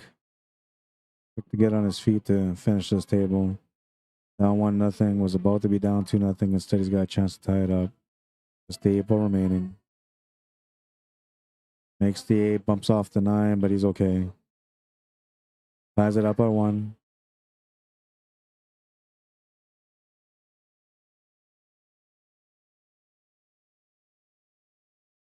What's up, Aaron Campbell? How you doing, man? Tom LaFournier, Rich, Callahan, Doug Morgan, welcome to the stream. What's up on YouTube world, man? I haven't checked up on you guys. Have any chat yet? Oh yeah, we got some. What's up, Decky? How you doing? Says, hey Rod, happy weekend. Same to you, my friend. Same to you, man. Smash and break. Makes a 13. Has opening shots for the solids and the stripes. And I like the stripes here. I'm leaning towards the solids because they look a little bit better, but there's a little bit more work, but it might be better to take solids.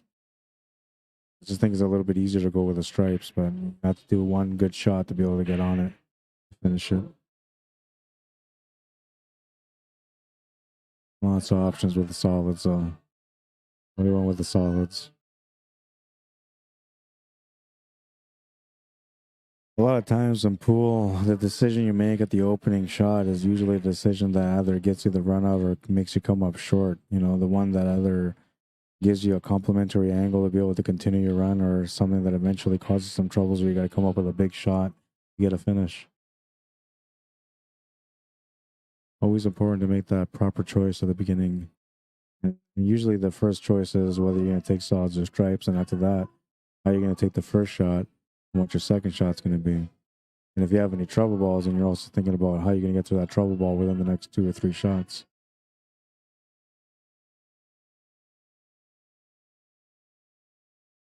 Now, there's a heart on there. I had no idea where that heart's on there, but it's on there. No, it's from you, or not from you. I've seen it earlier too. Maybe it's Love a Streamer Day, or maybe, I don't know. Maybe they think you guys aren't liking my streams enough on YouTube, so they slapped a heart on there to remind you. I don't know, man. I didn't pay him anything for that though, so that's all YouTube, just trying to give me a little love. Doug says hello. Aaron Skelly Dotson, Benny Reyes, welcome.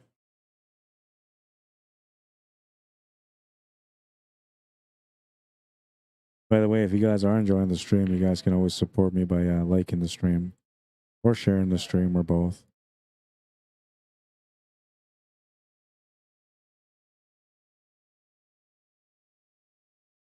If you haven't been to my YouTube channel yet, you can go check me out. Rod Arriagada /CSL Manitoba. Oh, I know what it is.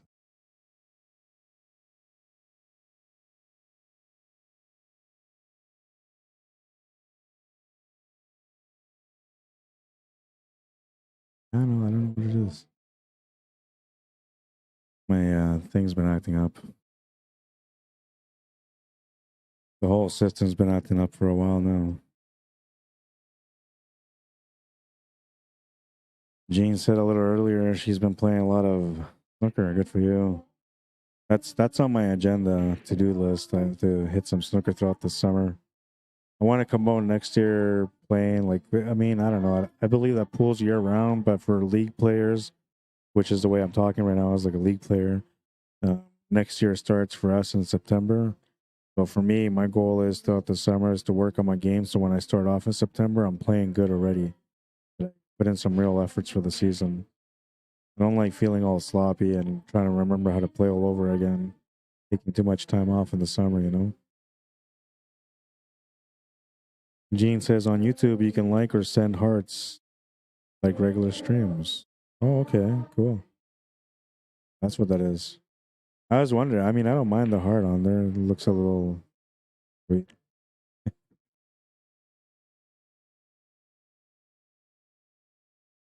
Is that like the equivalent of stars? Is that what it's supposed to do? The hearts are like stars? I know that TikTok had something that was like roses for a while. You give out roses, and roses were like stars. The more roses you got, the more money you were making.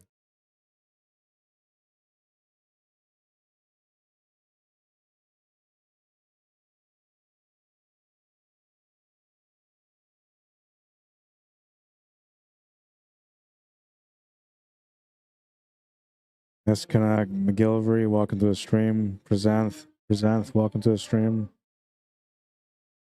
Gene says we have 2 new places to play snooker now. No, I had to check them out. Loved both places. You know, I don't know what it is. It's just if you're a snooker player, you walk into a place and they have a snooker table, it's like the best place ever. No matter what it looks like, it's just, that was a beautiful place. I love playing there. Just it's a connection with the pool table and the snooker table, you know. I mean, he's made a shot on the 6 ball, but he's ended up really bad here on this 7 ball. Looking for a double bank to win. Bank corner and a bank corner. Long rail, then short rail. Start off with a long rail. Yeah, he's going to set up for a short rail, so he's looking at that option.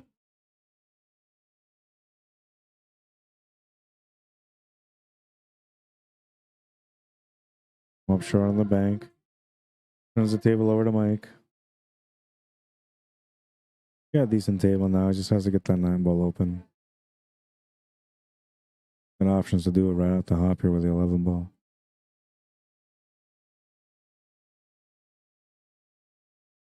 Need the gray set a little bit. Comes up short. Got another crack at it here if he wants to take the 14 ball, and then he has the 15 ball as an escape shot. He could also just try to do it with the 15 ball, but, you know, may not be able to get the breakout from there. Actually, don't mind taking the 14 ball here for the breakout next.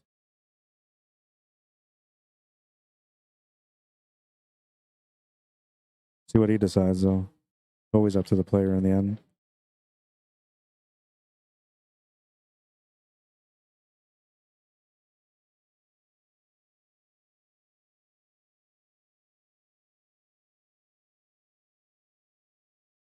Let's see, he was trying to hit that perfect window for the 9 ball. He might have it right now.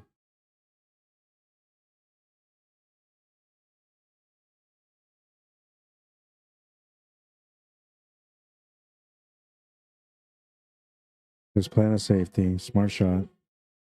I never even thought about that one.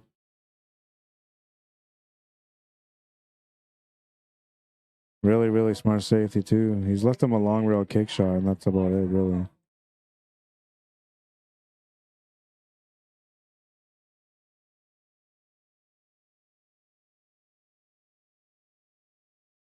Gonna hit it.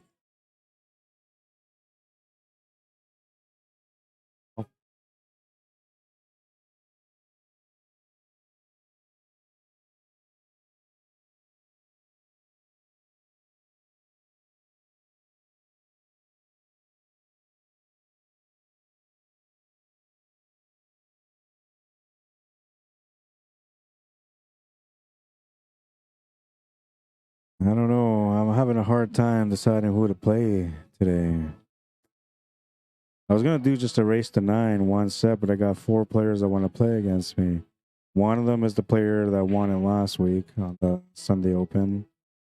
The other one is the guy that's in the hot seat for this one for this week, Mitch DUPONT. The guy from last week was Han Yu. He's supposed to be #1 Chinese player in Winnipeg, from what I understand. Not by his words, from somebody else. The Chinese players that say he's a #1 Chinese player in Winnipeg. So he's got me intrigued to play him because I never played him. And, you know, if you're #1 anything, I want to play you. Mitch DUPONT, though, is making a case for himself because he's playing really good this tournament. Won the A-side final with a score of 5-1. Didn't really make any mistakes, so he's playing a good competitive game. The other one that's supposed to play against me is Derek Ledhill, who is a really great player, higher ranked than me, so he's supposed to beat me, and he usually does. Always pushes me around on the table quite a bit. Always a good challenge. He's very creative, man. Doesn't just shoot. You know, he's got a lot of different weapons under his arsenal for him to be able to be a great pool player like he is. And then the last guy that wanted to play against me is Dervish Ramasamy, who's my ex-teammate and good friend, and he's a good methodical player like I am, and a match with him is never easy. So I have some very worthy challengers right now to play tonight. I'm not sure which one I'm going to play. But that'll be on after this stream is done for this tournament. I'll do a separate stream with the challenge match. Give you guys a chance to watch you play against one or a couple of these guys. Who would you guys play if you had the choice? Do you play the #1 Chinese guy? Do you play the guy that's maybe winning the tournament here today? Do you play the guy that always beats you? Or The guy that always pushes you to the limit because he plays just like you. 2-1, he's got the lead. And we'll be playing on this TV table, so you'll get a chance to watch us play on the TV table here. Mark Hartranft, how you doing? Hubert LeBlanc, Chip Ann, welcome to the stream. Chip Ann says, hi, Rod, or hey, Rod. How you doing, Chip Ann? Have Miller, Lacio, Kamaksai. Sorry if I butcher your name. I'm a professional. Your name is not safe with me. I butcher names for a living, man. Mr. Chen, welcome to the stream. Michael Hall. Mike Savin, welcome. Rack number 4. He's leading by 1 in a race to 6. His opponent's racing to 5. So it's a race to 4 between them right now on this table. Smash and break, he makes the 9 to the side pocket. We'll have a couple of options here for low ball, not many for high ball. And high ball is okay, but low ball is doable. I don't mind low ball. I think the 7 ball in the top left corner is where I'm at right now with low ball.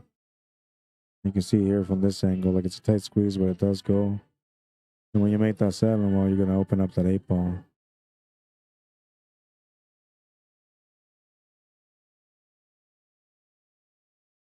He was trying to cut that 4 to the side. He ended up missing the 4, but hit the 1. And that changes the table a lot. Ricky will have to try to figure out what to do with this table. Got an open table, but nothing to shoot at, so it makes it a little bit more difficult to just start shooting at things here. I think he's going to have to play another safety. Even though Mike's was not an intentional safety, he's going to have to reply back with a safety. He's calling a shot to the side, though. Tough shot to take on, but he's calling it.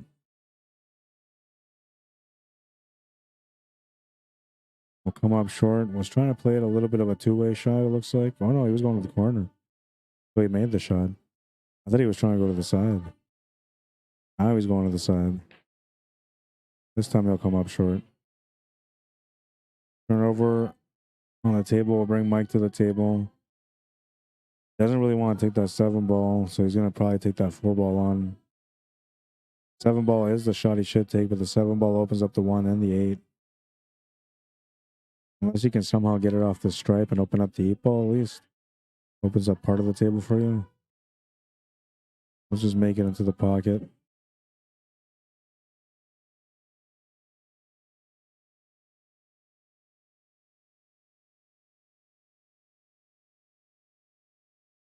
Chip Ann wants to know if I did anything while I was in Vegas. You know, I wish I did, but I didn't really do a whole lot. I walked the strip a little bit. The day before I left, the night before I left, we went to Fremont. And Fremont was okay. I think it's a little overrated, you know, like everybody's like, oh, Fremont. I was like, oh yeah, Fremont. I'm going to go check out Fremont. It just looks so exciting, right?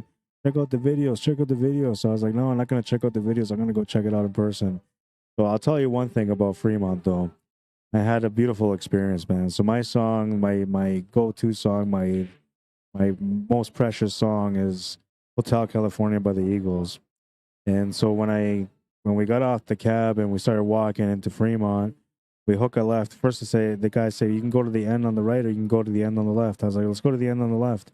We start walking that way. And then they have like a little stage area set up for a band. And I can't remember the name of the band now, but they were playing Hotel California by the Eagles. And it was just bumping. And honestly, it made me feel like it was a powerful connection because to me, that's my song. And my first time being in Vegas, going out to Fremont, you know, they're playing that song. It made me feel like the journey was meant for me to be out there in Vegas streaming pool. And so I had a really great moment with it. But I enjoyed Fremont. I thought it was really cool. I checked out the strip a little bit. I'm not much of a gambler, you know, unless I'm gambling on a pool table. But usually I don't really do that either.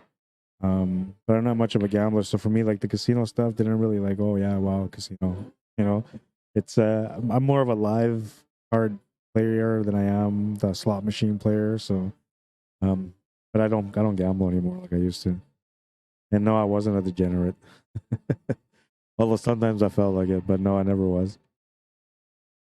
I like playing cards though. You know, my grandparents is my grandparents' fault, man. My grandpa, when I was a kid, he taught me how to play poker with nickels and dimes and quarters, man. And he didn't care. Like he tried to take my money all the time. It was like I don't know, man.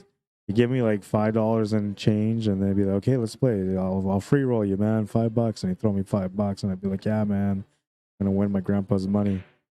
And I don't know. Somehow he always took my money, but he taught me how to be a good gambler eventually. Play cards anyway. All the games too, man. Any money game. He's like teaching me all the money games. You know, that's a good grandpa right there, preparing you for the hard times. I gotta do that for my grandkids too. I'll take them to the pool hall and be like, "Listen, son, you gotta ask for the orange crush.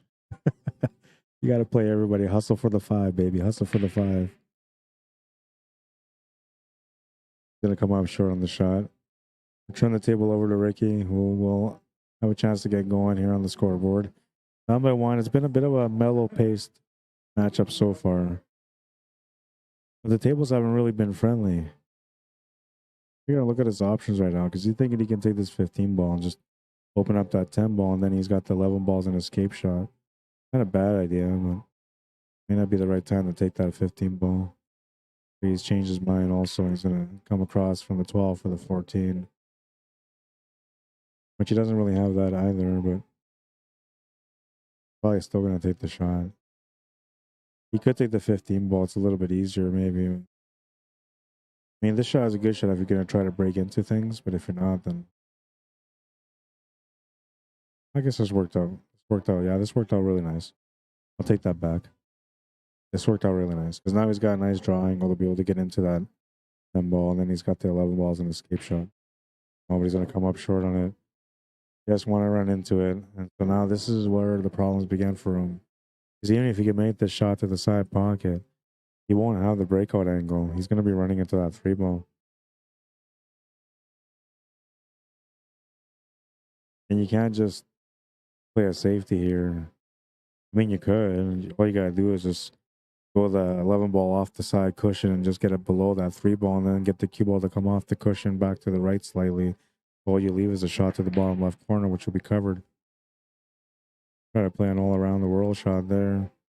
Came pretty close to it too, but I'll come up short, and that's going to bring Mike back to the table. He's got nothing to do with this 1 ball. Got to find a safe shot here. Just needs to open up the 1 ball just a little bit. And we'll do. What's up, Randy? Give me a call tomorrow if you can. I lost your number, man. I tried calling you on Messenger the other day too, but probably weird somebody calling you on Messenger. But text me your number if you want, then I'll call you when I get a chance tomorrow. John Buds, how you doing? Robert Page, welcome back.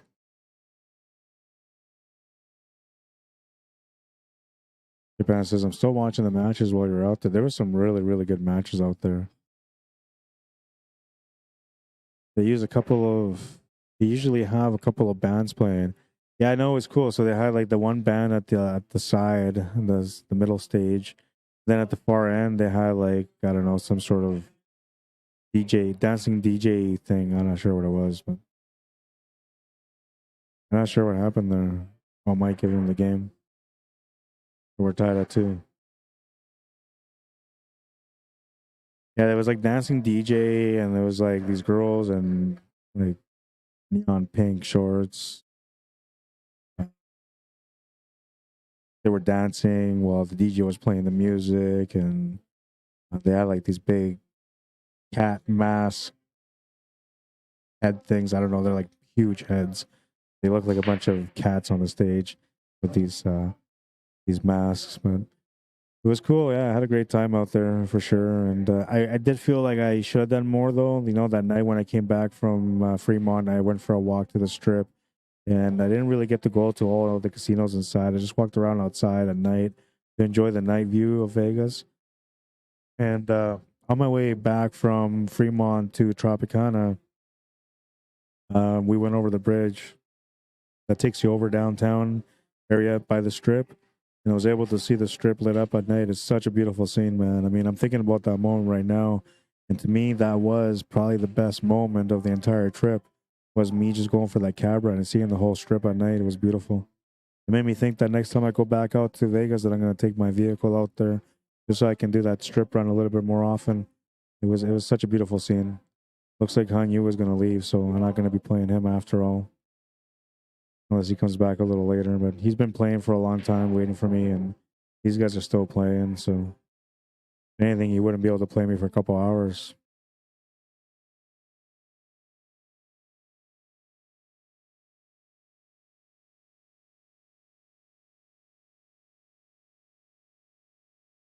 Coming back.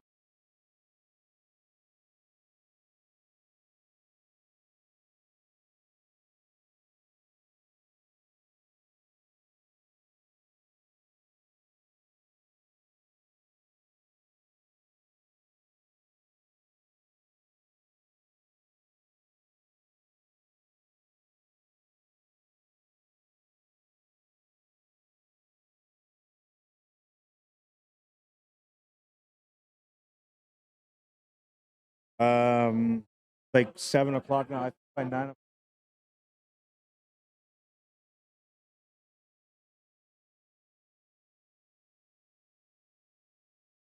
I want to try.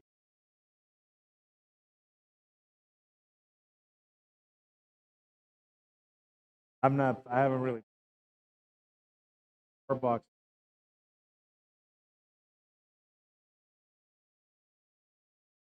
practice. Gotta do it. Gotta train.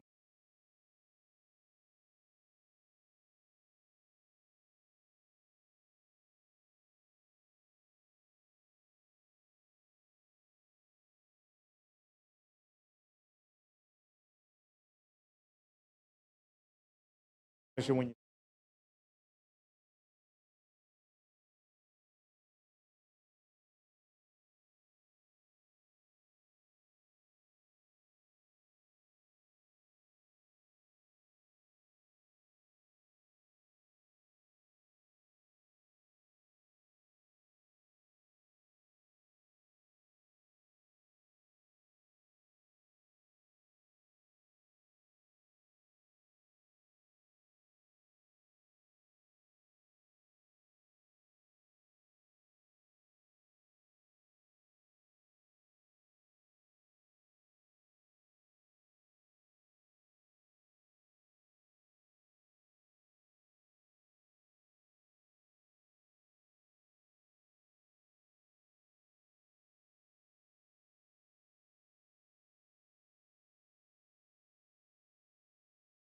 Yeah, well, it's a fight.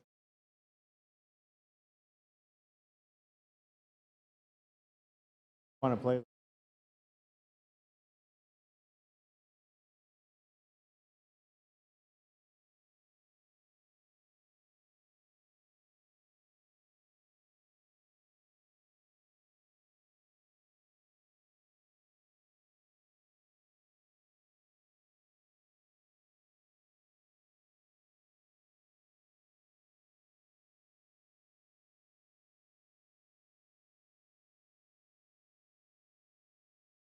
I do. I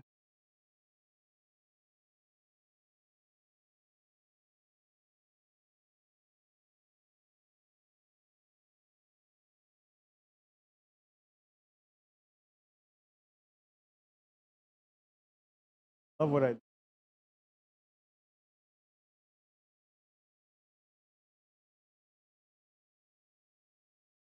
Not from 5 years.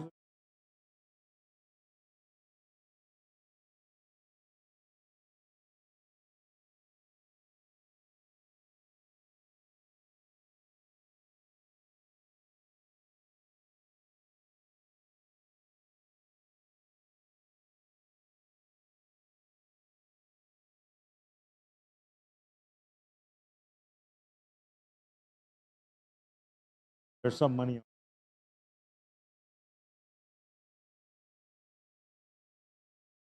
Some of like our league.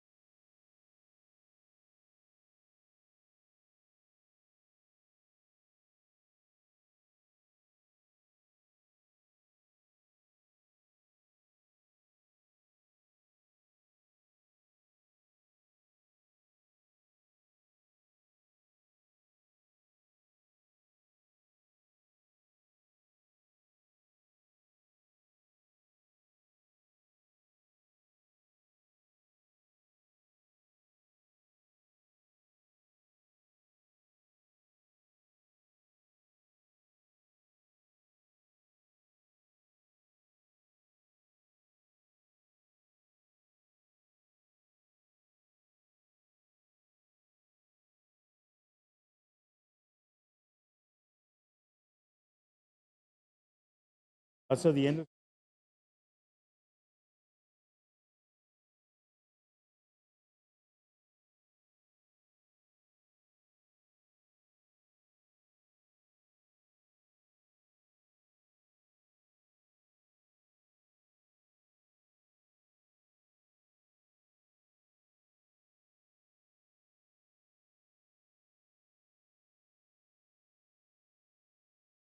more opportunity, uh, competition,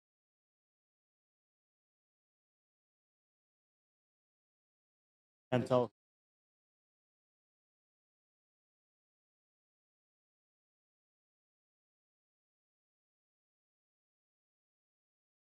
averaging.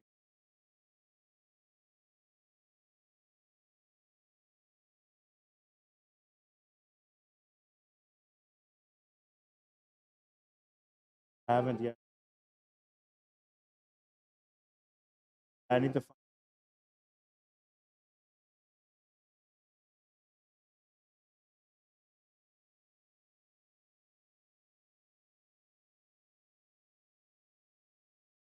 an idea. I would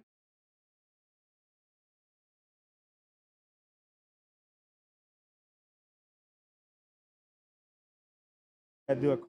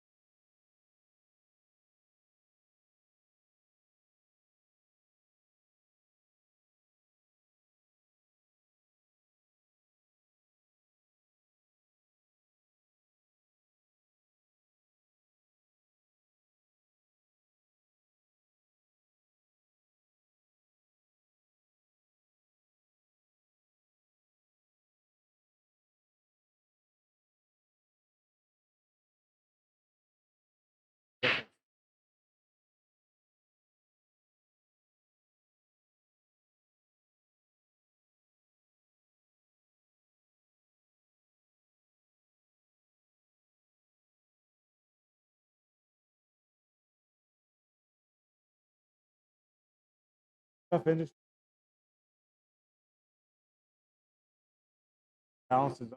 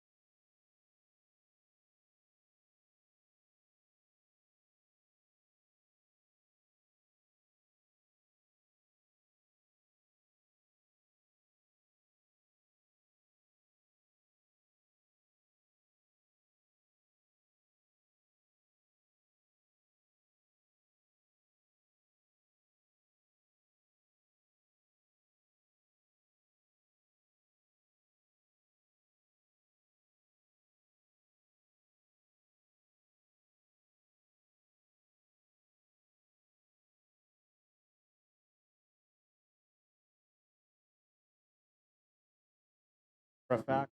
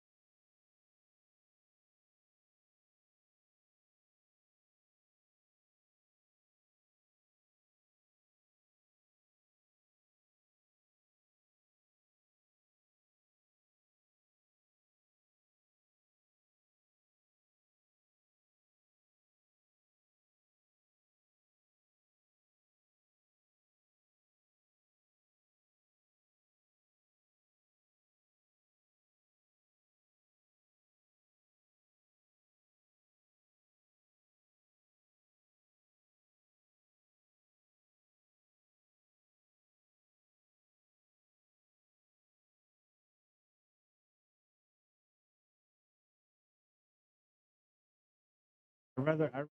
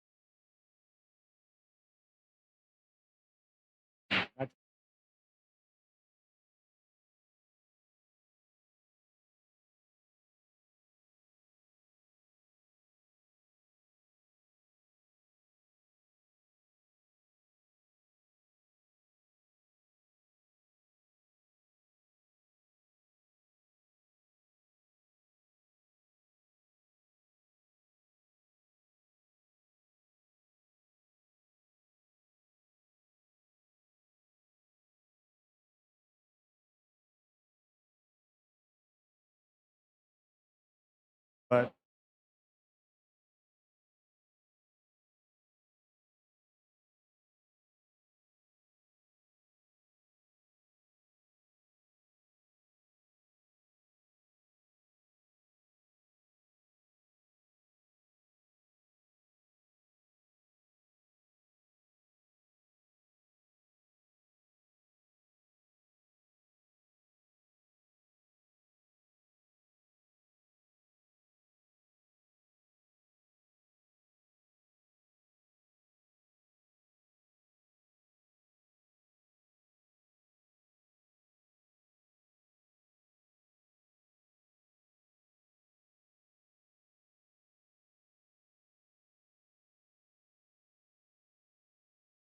I learned because you can't make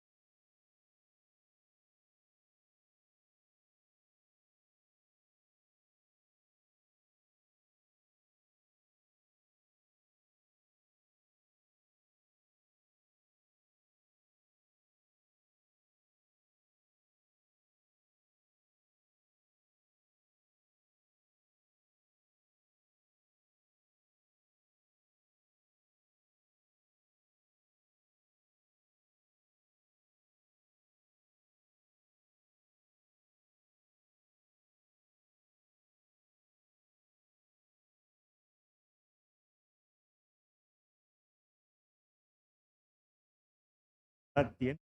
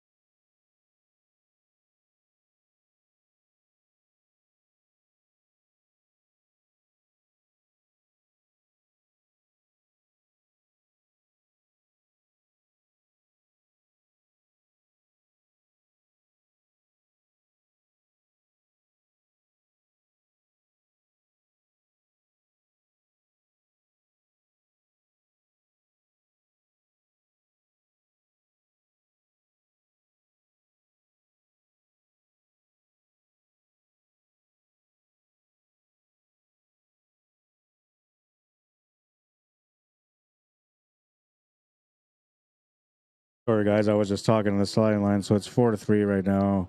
Ricky's down by 1. And it's a race to 2 for both these guys.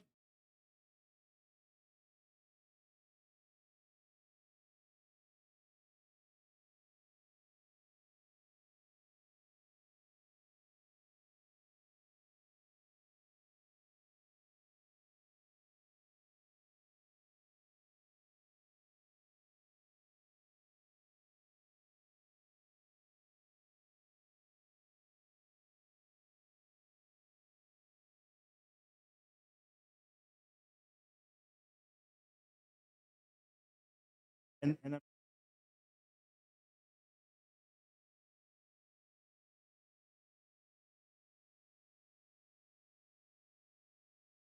I would love. I've been trying to.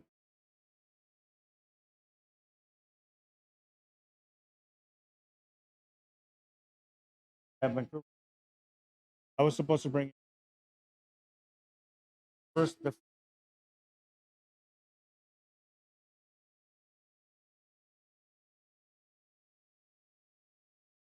I was trying to. I open up a.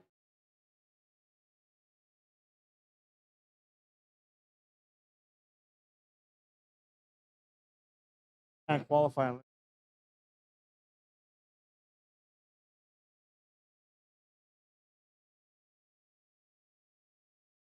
I can't. I can't remember the guy's name, but I know.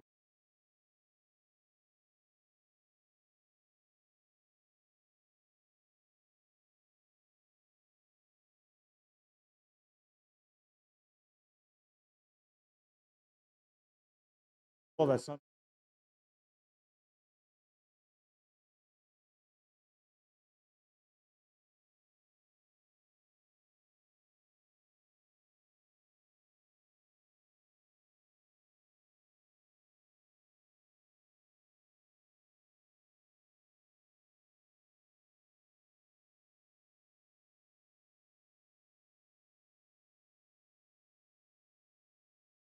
They're really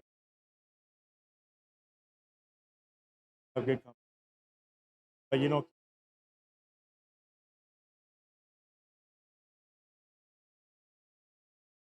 walk into Calgary, walk into no matter which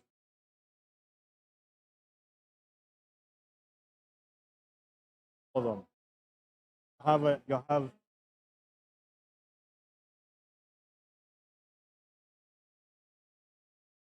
two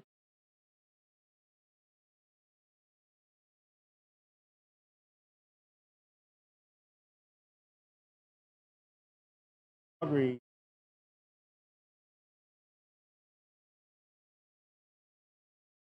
That's how it used to be.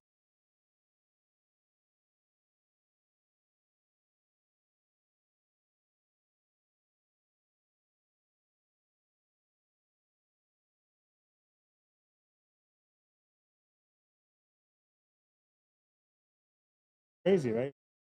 And that's the reason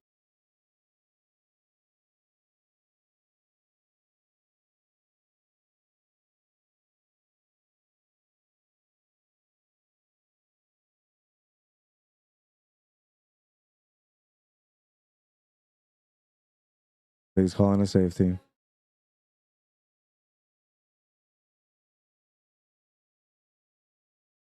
Thank you, Robert Griffith. Yeah, I was just talking to the sideline, but I confirmed with him and I got the score.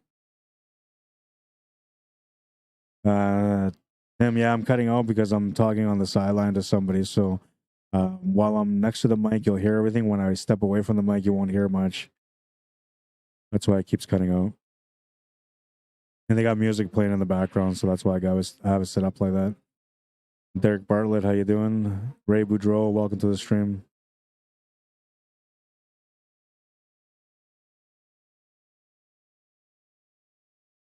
Left him with a bank shot. Murder Star says, "Go Ricky" on YouTube. That was a little while ago. He's gonna make it. What a shot! Nice little bank shot there. Gets himself on the hill because of it. It was pretty. It was pretty. All pocket. That puts him on the hill, and he's breaking for the match now in rack number 9. Mike Vautour looking for an opportunity to be able to get to the hill himself. Needs to get a chance on this rack to do it. Ricky Roulette's going to try to shut down the match right now. Winner wins and keeps going on. Loser gets eliminated from the tournament. It is the B-side final matchup. And we're getting deep into this match now. Final 2 racks coming up. If we get to another one after this one. Rack number 9. Ricky Roulette to break. Needs something to go in. He's going to come up dry. Golden opportunity here for Mike Vautour to be able to tie things up and take it to the hill. He's got a really difficult table in front of him. He's going to have to work things out first. When I'm looking at this table, I'm thinking I want to go with high ball here. Only one trouble ball, 2 trouble balls really. It's the 9 ball and the 13 ball. But I still like that account or that choice.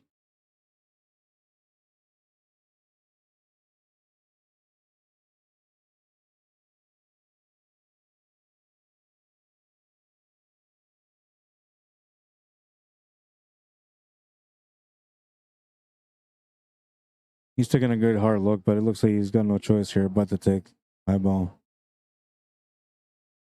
Gotta get over to this 11 ball so he can open up this 9 and 13 ball. So that's more or less where he's got to address. He's got an option here to be able to set up for a 3-ball combination, 13 to the 1 and then to the 9 ball. If he wants to get a little bit creative. He's going to call the 9. That's what he's setting up for.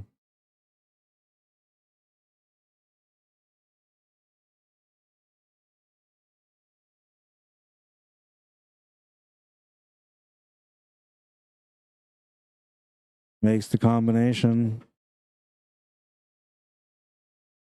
Follows the cue ball through too to make sure that he gets something to shoot at after, but he ended up getting a bad spot in the end anyway. No real shot to follow up here. The bank side on the 12 is not available. It might be available. Tough shot though, but it might be available. Combination 14 to 11 is there, but it's a long distance. However, that 11 is somewhat close to the pocket, so it is doable. I just don't know. Like, if you're gonna disrupt that 11 ball, you want to push that 11 ball to the pocket so you can take over that corner at least. You can do that with other doing a combo with a 14 to 11 or a combo from the 13 to 11. I like doing it with a 14 because then if you hit it on the left side of the 11, it's going to block that pocket. And then the 14 should be able to come across to block the pocket completely for you.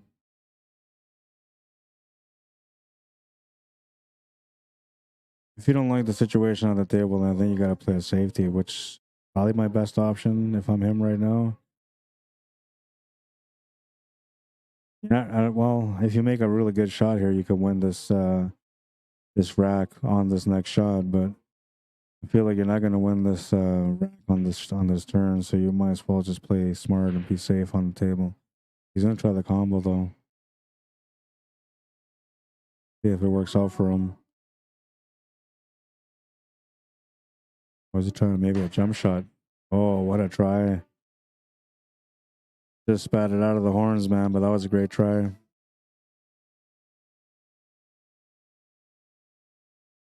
He went for the jump shot here. This is a tough jump. He almost made it.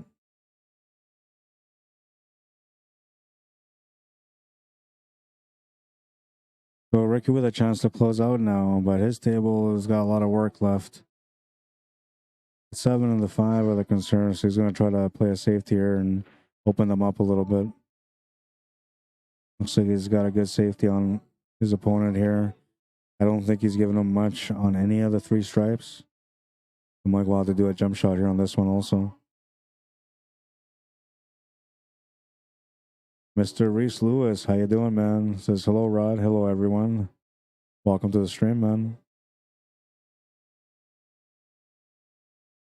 Brad Dawes, how you doing? Welcome to the stream. Jim Wilson. Roy Randall, welcome to the stream. Makes a beautiful jump shot. And, well, it's going to get a little bit further up than he wanted. He'll have to have another challenging shot coming up. It was a nice bank, though.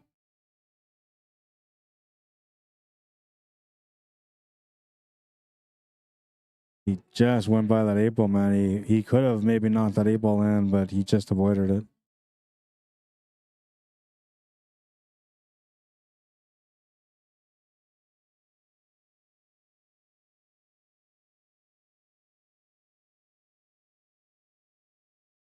Just containing the table.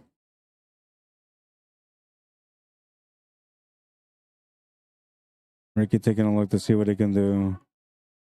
At best, it looks like he can maybe do a combination and a safety. That's the 2 options that I see.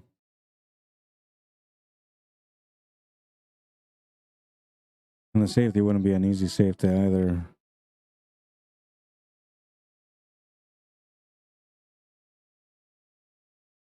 That's a good safety. A lot better than what I was thinking. Mike will just play safety here too. You could try to get that cue ball to lean towards that 8 ball and get it underneath that 8 ball. That would be like the absolute lock and safe. Let's say you can see some of the 12 ball. He's going to call the 12 to the side.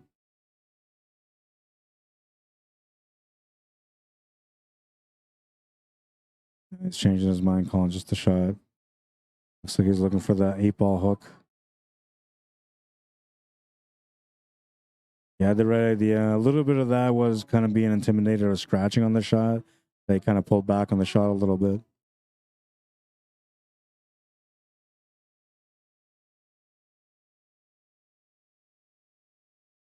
Not too many options here for Ricky. I think the safety might be a little bit better now, though. To bump into that 3 ball and try to get a straight line hook behind that 4 ball. That 12 does not go past the 12 to the top left corner, so you wouldn't really give anything to your opponent as long as you get the white ball behind that 4 ball.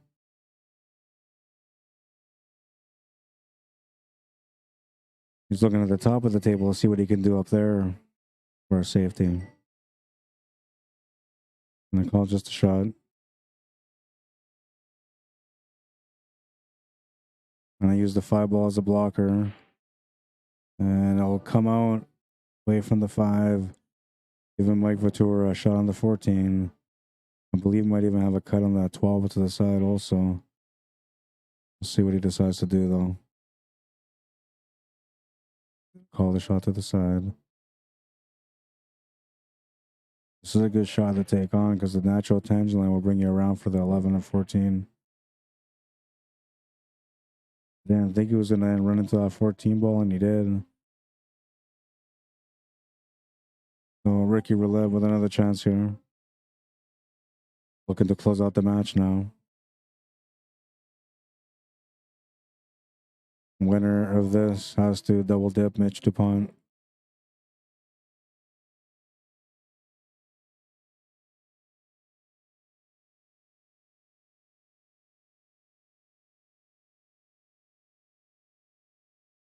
He's got to force the table here. I actually don't mind playing another safety here, but he feels like he needs to force the table open. He's got a good angle here to do it with a 6 ball. I wonder if you want to crash into this, though, just avoid it. Because, I mean, the 5 does go. I think the 2 goes clean, too, as does the 7. So as long as you get position on one of the 3 shots, you're okay. But because it's a diamond table, you can't really hold a pace on this. So you kind of have to go 2 rails here anyway. Or you crash into it off of 1. He's going to scratch. Oh, wow. And that's going to be a great chance for Mike Vatura now. Ball in hand, 3 balls and the 8 ball remaining. He should be able to tie it up, take it to the hill.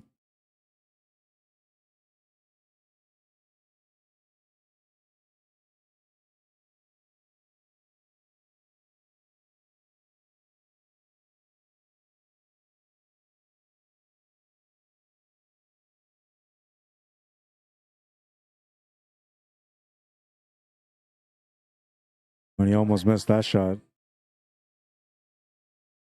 And he's got good here on the 14. Just has to make it and follow through for the 8 ball.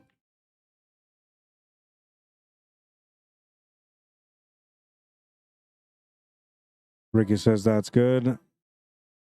Mike Vatura on the hill. Hill matchup, and we're going to move into rack number 10. Mike Vatura is going to be breaking for the match. This is the final rack between these guys. 9 racks aside of nothing, so we move into the last rack now. Winner wins, loser gets eliminated.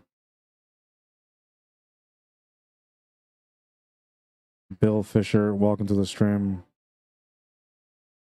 Tanya Hoffman, welcome to the stream. Dennis Shoemaker, how you doing? Welcome to the stream.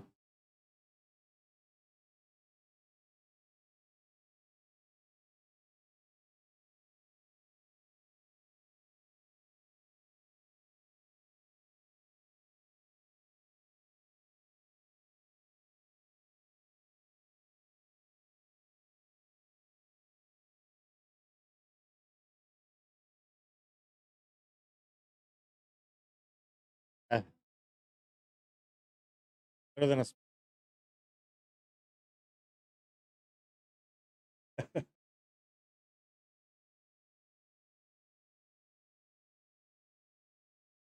All right, here we go. Rack number 10. Mike Vatura to break. Breaking for the match.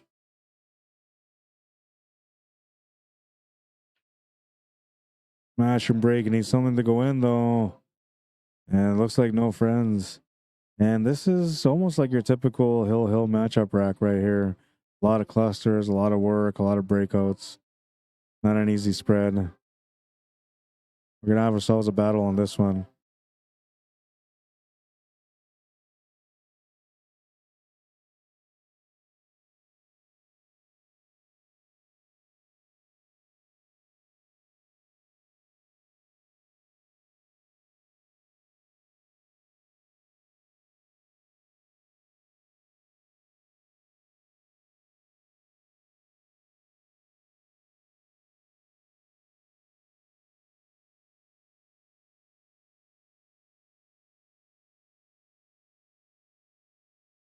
Makes the 5-ball to the corner.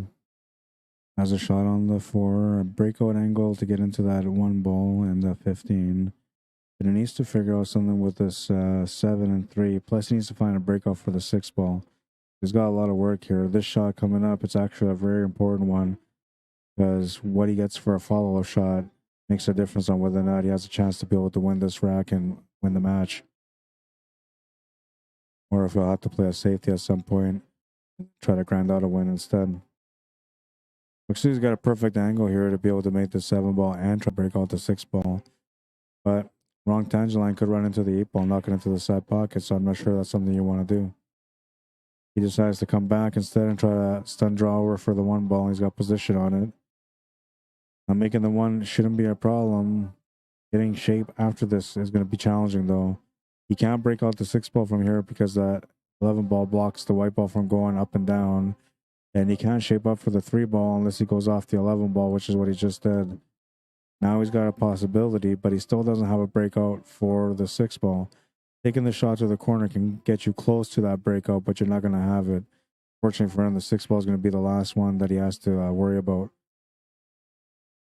Yeah, so he would have maybe bumped over that 8 ball a little bit there, but see what he decides to do. He's looking at this like he can make the bank corner. And if he makes it, he's out. And if he doesn't make it, he takes over that pocket, well, he'll have a chance to win the match if he does that. He could try to break it out with the 2 ball, make the 2 ball and break out the 6, and then whatever you get, you get. Now you're relying strictly on luck. I mean, there's a little bit of a calculated risk because you know the spin and angle you're playing, but the results after the cue ball contacts the 6 and the 8 ball were all kind of on the side of luck. And he'll try to make that 2 ball, comes up short, turns the table over to Mike. And well, he's got a lot of work to do on this table. He's got the most control on the table too, though, right now. So he doesn't have to rush things if he doesn't want to. He can play safe here. Got a lot of room to get that cue ball on top of the 11, wedge between the 11 and the 9. Play it safe. He's not going to play it safe, though. He's going to play the shot to the corner instead. And now you'll have a choice of a combination or a combination.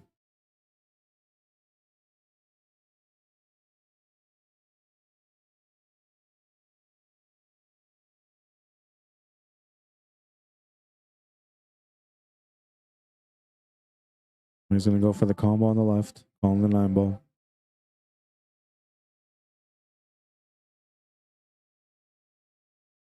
He'll make the 9 ball too, and now I have another combo.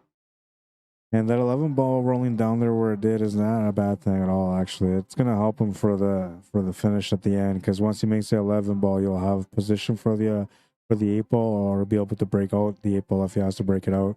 But it looks to me like that 8 ball goes to the side. Now he's going to have to break it out. And tight for this combo here, though. What makes this hard here is that you can't not make it and then sell the 2 ball. You have to make it. That's what he was trying to do. He was trying not to sell out the 2 ball. That's exactly what he's done here. But the 6 ball is still tied up, and there's a lot of room for trouble here for Ricky. So I don't think he can get battered open and up directly unless he gets a big draw shot off this 2 ball. He tries to spin off the rails. Both the stripes are kind of blocking the path for him to get up there. So the only option he really has here is to draw this back with like 7 o'clock spin. Lots of power, man. Lots and lots of power.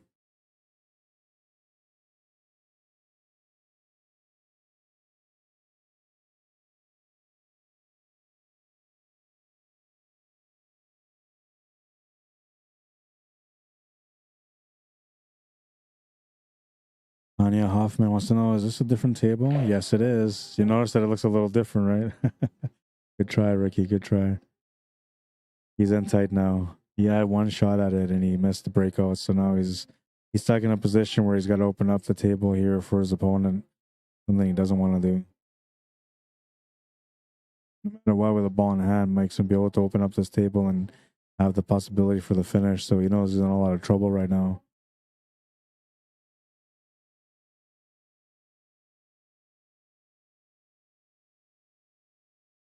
There's no real way of tying up the table anymore either. Like, what you can do is maybe try to roll up the 11 ball to tie it up closer, right in between the 6 and the 8 ball, forcing your opponent to have to break it out.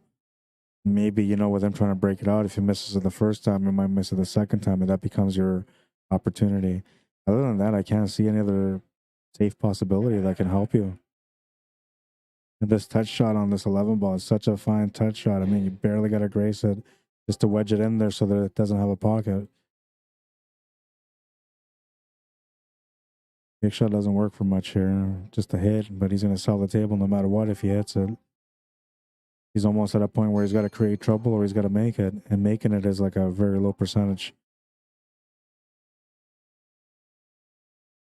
Let's just take a hit at it. Hope for the best and hoping to get another opportunity here, which I don't think he's going to get another chance, but we'll see. Sometimes the pool gods have different things in store for us than what I expect, so you never know. But Mike should be able to finish this table here.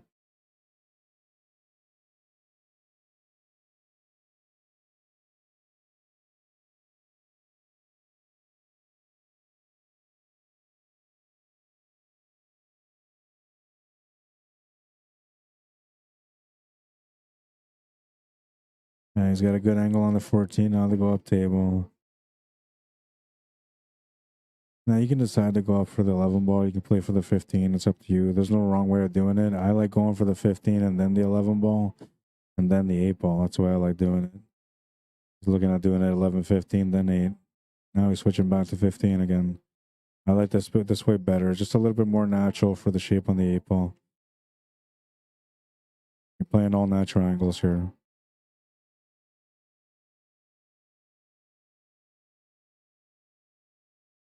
He played a little bit of a draw shot there. I thought he was going to try to play it off the rail, natural angle, but played the draw. And it looks like he's got the position here just to stop it there for the 8 ball, roll it up for the 8 ball in the corner. He's going to stun over for the 8 ball on the side instead. That works too. And this is to win the match and to get himself in the championship round once again, back-to-back weeks. 6-4, the final score, and he's going to eliminate Ricky Roulette. That's going to bring us to our next matchup. Mike's got to go for a smoke, so we're going to let him do that. And I'll be right back. I got to update the brackets and update the score.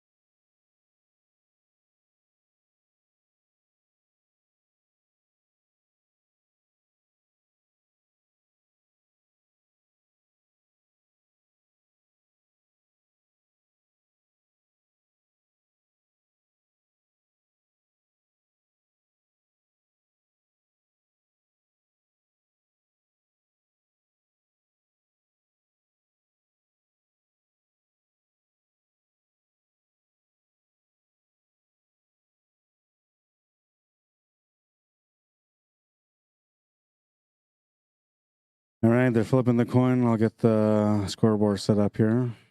And Mitch won the A side, so he'll go on the left side for the first set. If it goes to a second set, he'll go to the right side. They're saying if they're going to play one set, if Mitch wins, it's over. If Mike wins, they split. So they're going to play one set only. And then after this, we're going to have myself against Hanyu playing a separate match, different stream. You guys will be able to tune in and watch that one. That one's going to probably be a race to 7 or a race to 9. We'll see. Mitch DuPont. And he goes to 7-5 race, I believe.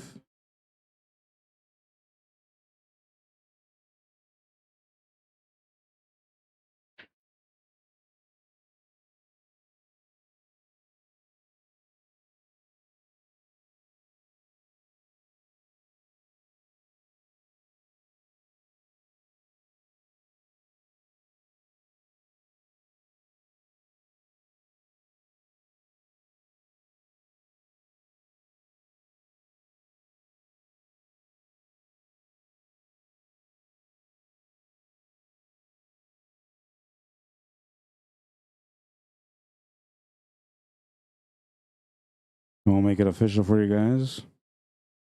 We're now in rack number 1. A race to 5 for Mitch DuPont, a race to 7 for Mike Vautour. They're playing one set. If Mike wins the first set, they're splitting. If Mitch wins the first set, it's over. Well, I guess either way it's over, but.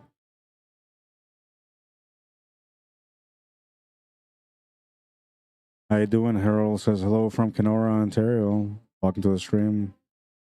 Kathy said, good match. It's been a great match for sure. This one's going to be a good one as well. Coop Resenauer, welcome to the stream. Rasenauer. Gail McCarchuk, how you doing? Jason Richard, sorry. Welcome to the stream.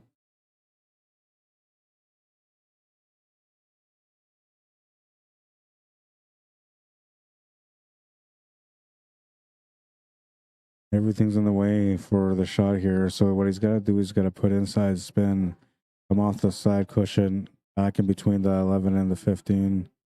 Oh, he's going to play that 7 ball with draw instead for the 6 ball. Oh, okay. He's playing the draw for the 4 to play the shape for the 6 ball in between the 15 and the 11, the way I was just looking at it.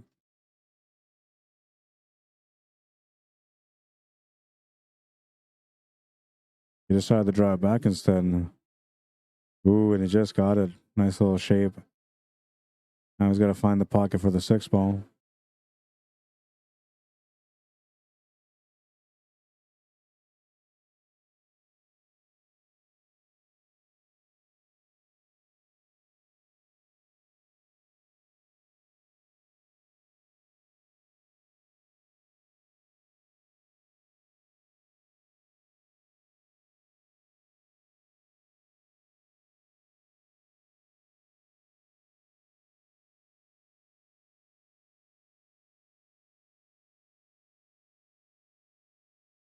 Makes the shot to the side, takes the first rack. 1-0. Got double dip last week, looking to win the match this time.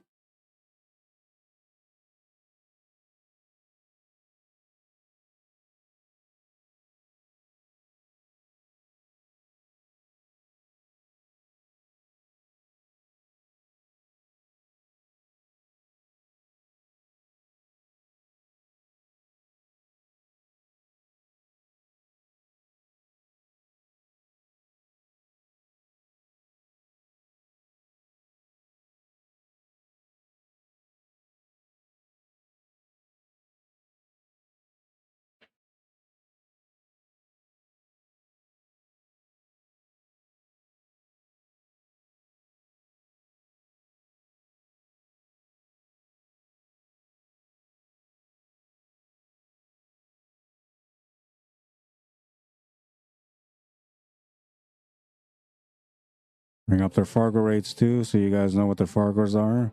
Mitch DuPont is a 545 Fargo rate. Mike Vautour is a 627 Fargo rate.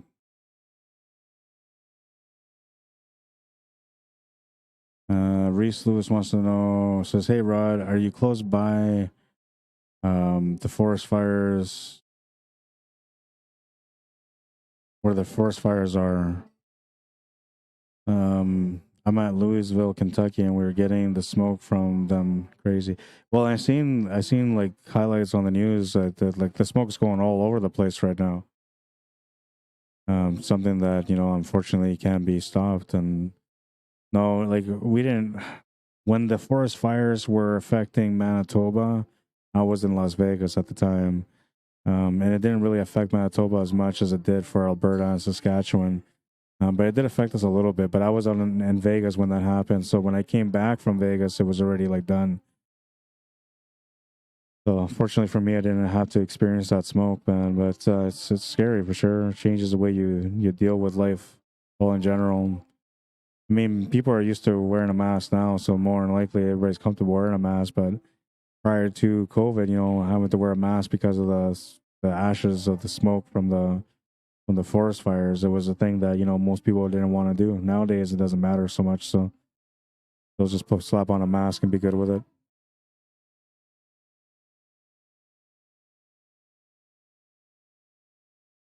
Ball in hand and a chance to get up by 2 here. Just needs to open up that 2-1 ball, and that's what he's looking at right now, is trying to get them open. Needs to find a follow-off shot, though. Not guarantee he's going to get one from the 1 and the 2, though. You could try to get a good chance at getting them. Not guarantee you're going to get one. So that's why you always look for your follow-up escape shot.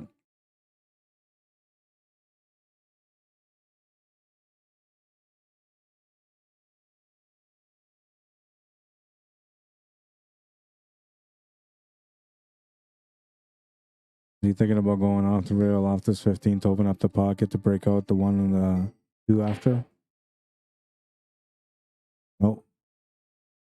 That's what he was thinking about, but that's not what he got.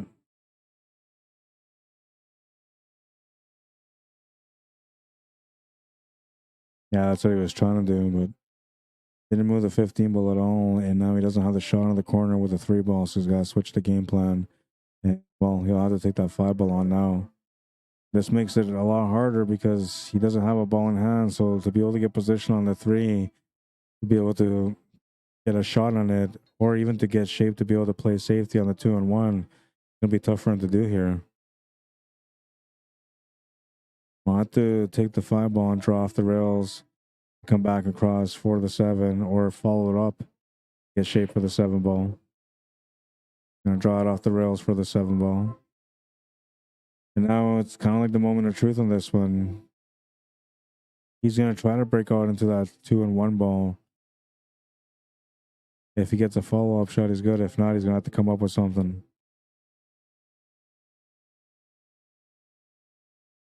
Oh, and he'll break them up beautifully. He's not gonna get much to shoot at, though. He does have the 2 ball. Doesn't have much of a follow-up. Playing a save. Cue ball off the 1 into the 15. Using the 3 ball as a blocker. Easy jump shot here if Mitch has a jump cue.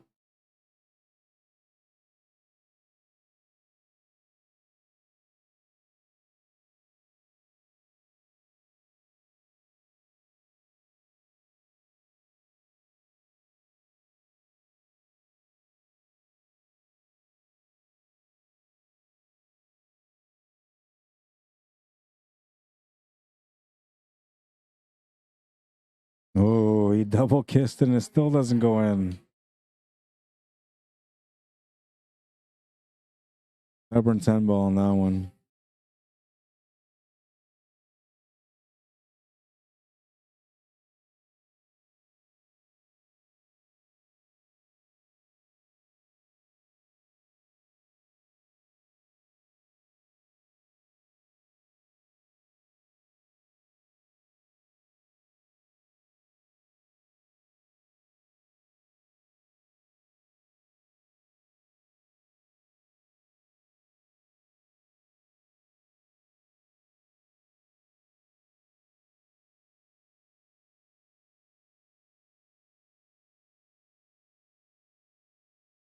Big draw shot, but he's going to scratch.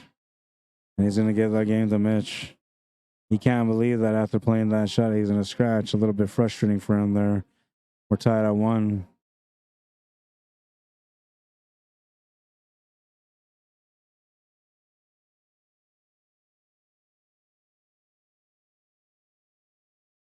Yeah, those forest fires usually don't have that much effect on the rest of the country and even to the United States, but these forest fires have been crazy for a while now. And they've been raging, and they were saying there's like X amount. I think it was like just under 10 of them that are uncontrolled, or maybe it was over 10 of them that are uncontrolled.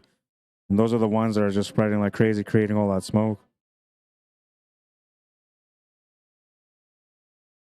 Rack number 3, Mike Bertua to break.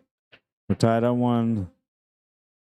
Looking to get on the winning column here, but he'll come up dry. Turn the table over to Mitch, who doesn't really have a whole lot to shoot at, but he'll have to work something out. Looks like the 13 ball's available for the side pocket, right side middle.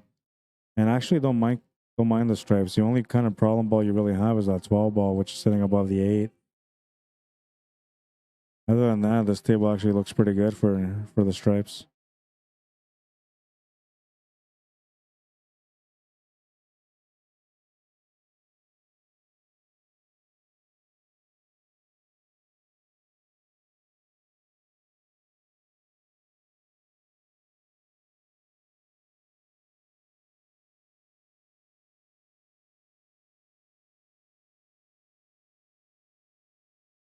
Well, and he's got a good angle here on the 15 ball to try to get the cue ball to squeeze between the 2 and 3, which will give him the shot on the 12 ball to the top left corner.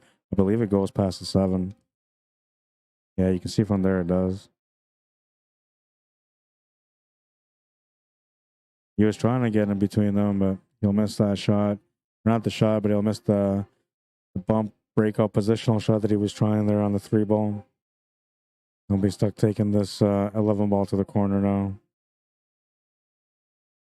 Looks like a quick shot out of that. Got position on the 10 ball now. And set up a draw stun angle for the 14 to the 9 next. Unfortunately for him, it looks like he's going to have to finish off on this 12 ball, which is going to be tough to do. One way to avoid it is by setting up a shot on the 14 ball now to be able to get into that 3 ball. And then, you know, if you do, then you can come back down for that 9 ball. But if you don't, I'm not sure that 9 ball is going to help you get back up for that 12 ball. You got to be aware of the risk here if you're taking the chance on trying to get things opened up from this 14 ball. Played that beautifully, though. That was the shot that he needed to get.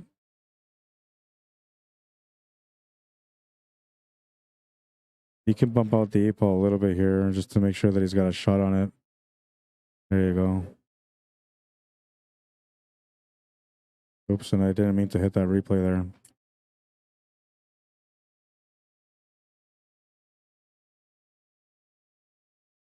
I was trying to get the replay from before. And instead I got this one. This was still a good shot. I didn't mean to hit the replay button on that one. Gets the 8 in, takes the lead, 2-1. He's racing to 5, so he needs 3 more wins. Breaking next in rack number 4.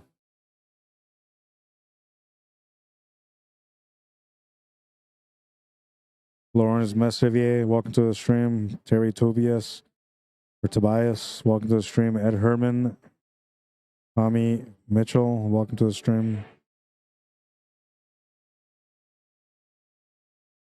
What's up, Craig Murphy?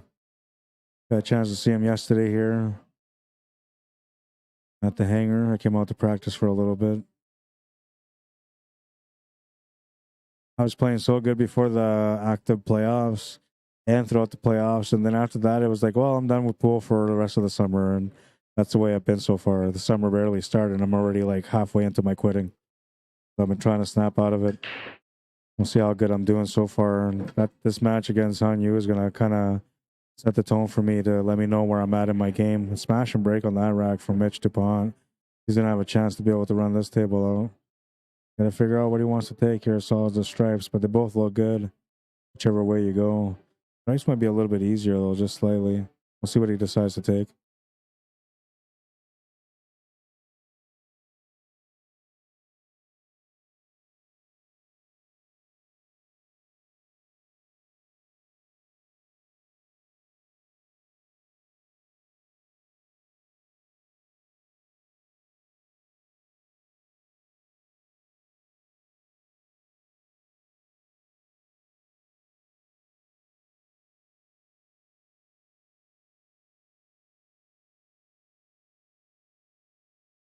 A good choice there by taking the stripes. I like that choice.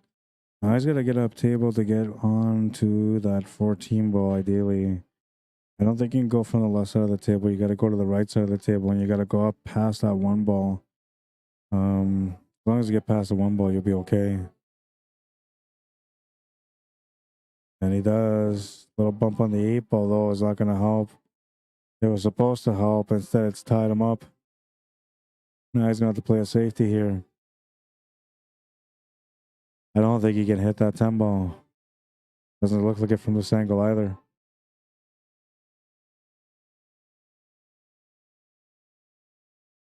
Joseph Tamayo, how you doing? Jose Garcia, bienvenido, welcome.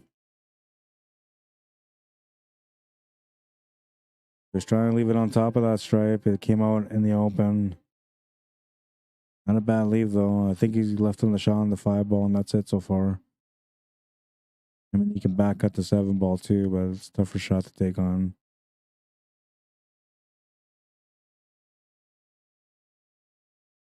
Oh, just missed the 5 ball to the corner.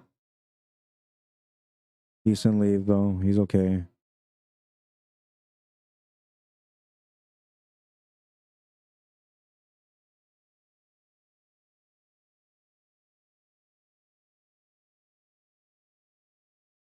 Dennis Wilson, welcome to the stream. Beautiful combination.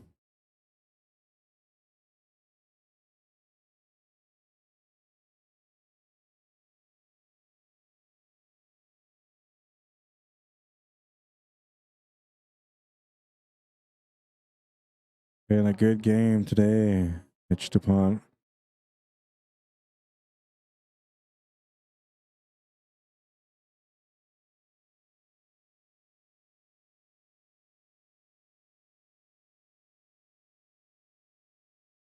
Almost scratched, but he just avoided it. He'll have to take a crazy back cut here to the top right corner. The only reason why it's crazy is because there's no control and the cue ball's got a scratch angle to the side pocket. Oh, he's okay. He avoids all of that. Makes the shot to the corner. He's got position on the 14. The play position now for the 8 ball.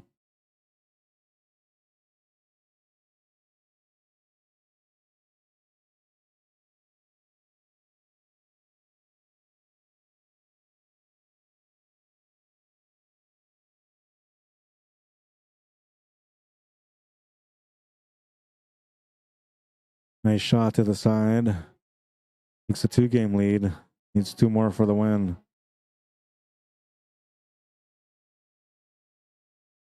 This is a nice combo, man. He doesn't make this combo. It's not his game, but makes a beautiful combo here. Opens the door for him to win that rack.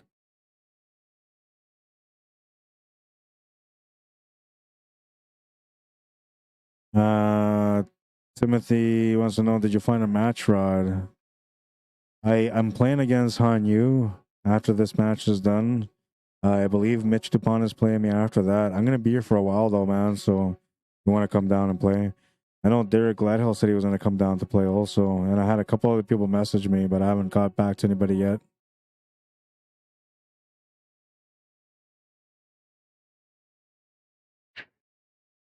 Smash and break. He makes the 15 to the side. Beautiful break. Lots of opportunity here. Solids look really nice. Stripes don't look bad, you know, but I like the solids a lot better here.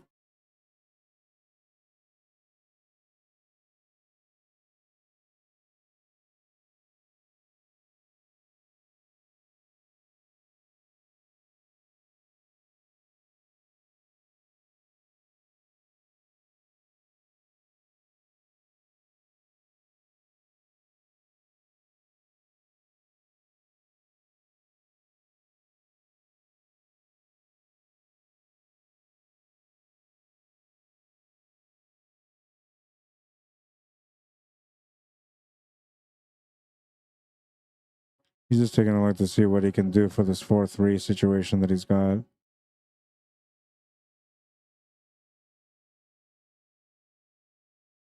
What he's looking at now is that 6 ball is sitting on top of the 8 and the 9, kind of in the middle of nowhere, with not many options around it to be able to play shape. So he's thinking he can use this right now to get up there for it.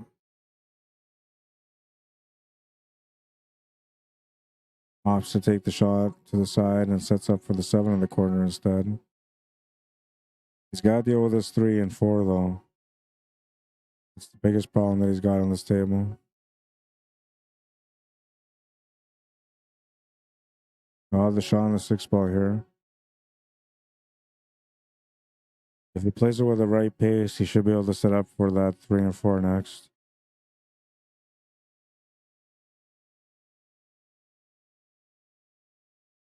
At almost a perfect pace. If that 3 goes to the side, then it's perfect. Hard to tell from this angle. It looks like the 3 doesn't go though, so I have to take the 4 first. Need the cue ball to hold up for that 2 ball that just barely does. And while this is the moment of truth for him now, playing the shape from the 2 to the 3, he's got to be perfect on it. Really small window. He's looking at it right now.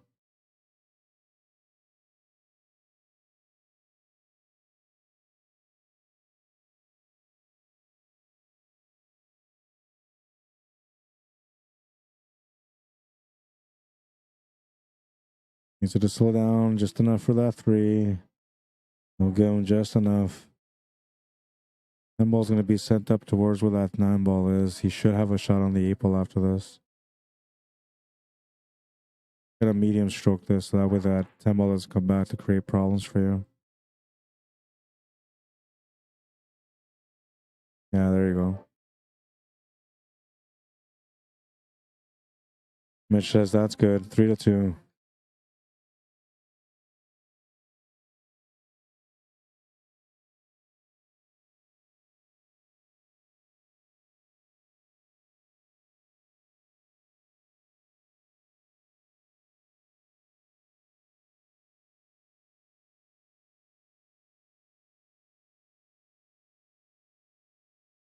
I got a lot of interest for people that want to play me. I got like 5 messages here.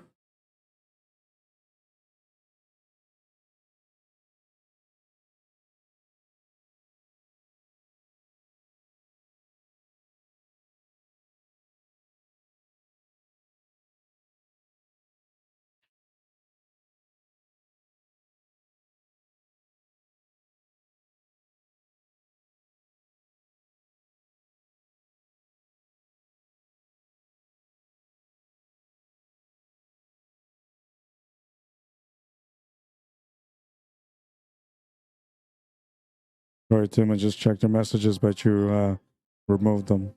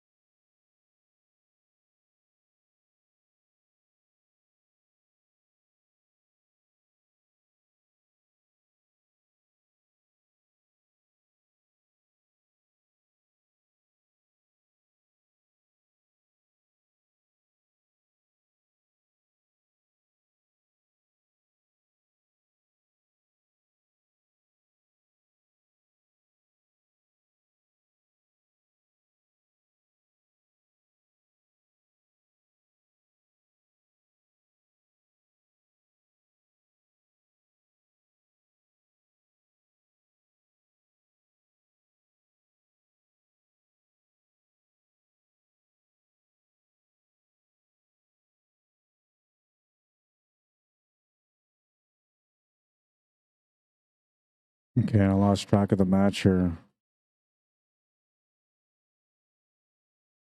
1, 2, 3, 3-2 is still 3-2. Okay, I'm good.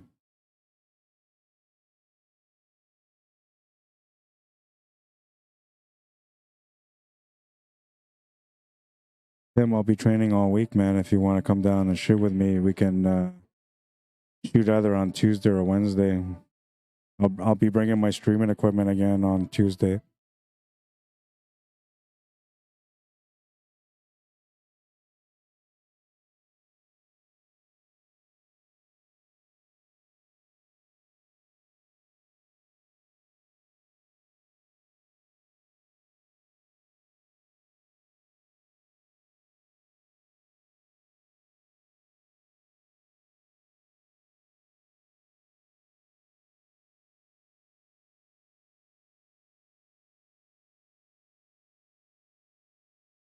Nice guy, nice open table. Only problem he's got here is the 4-ball. I actually like taking the 1, then the 7 with a breakout angle towards that 11 and 4. And then I'll be breaking out that 11 ball and 4, leaving the white ball where the 11 ball is, and taking the 5 to the bottom right corner from there. That's the way I would play this. But you have to take that 1 ball now because it doesn't have a pocket.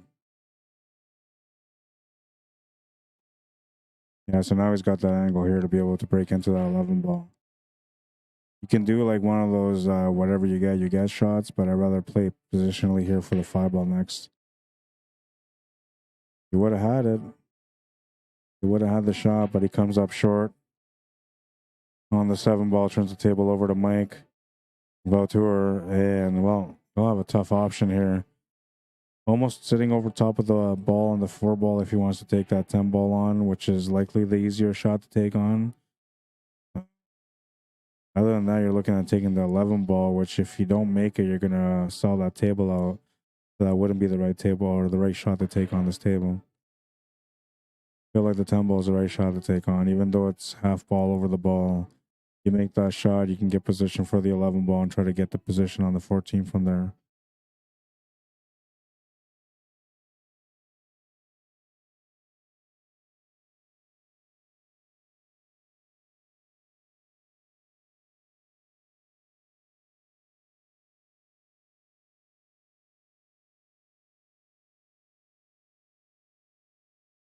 He missed that shot though, turns the table over to Mitch, and now Mitch has a pretty open table here. A chance to get on the hill. 7 balls available, 4 balls available. As long as he gets positional shot on the 5, he should be good to go. Still a little bit of work though. I mean, the shot from the 4 to the 5 has to be on point. From the 5 to the 6 has to be on point also. A little bit of work here. What I like doing here maybe is taking that 7 ball, and then the 4 ball with a little bit of a follow-up angle to make this 5 ball in the bottom left corner as straight as possible, and follow that all the way up for that 6 ball.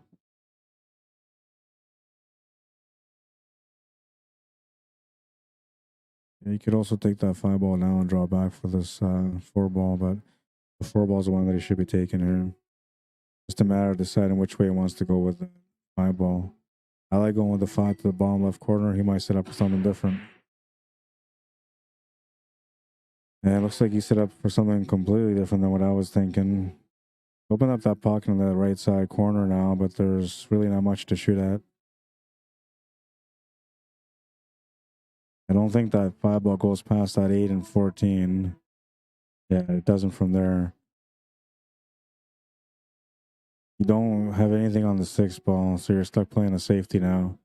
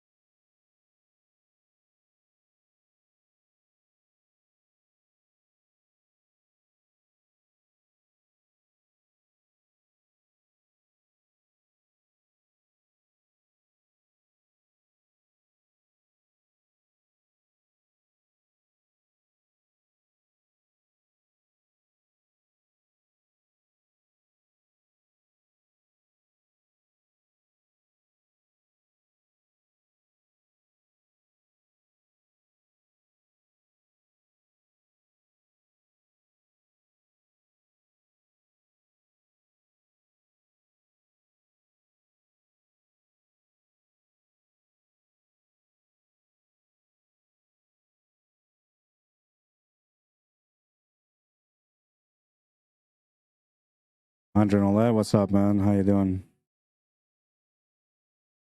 It's a tough hit right here. Oh, he hit it pretty straight. He just didn't cut it, but a good hit. And I'll turn the table over to Mike, who's trying to grind out a win here.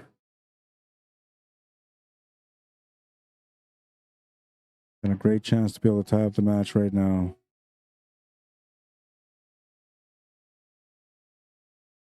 Harry Brown, welcome to the stream.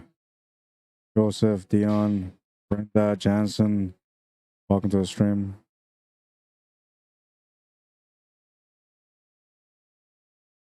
Little bump off the 5 ain't gonna hurt. A little bit of power required on this stroke to get up for the 8 ball. Probably about as good as he can do for the 8, considering the angle that he had to work with.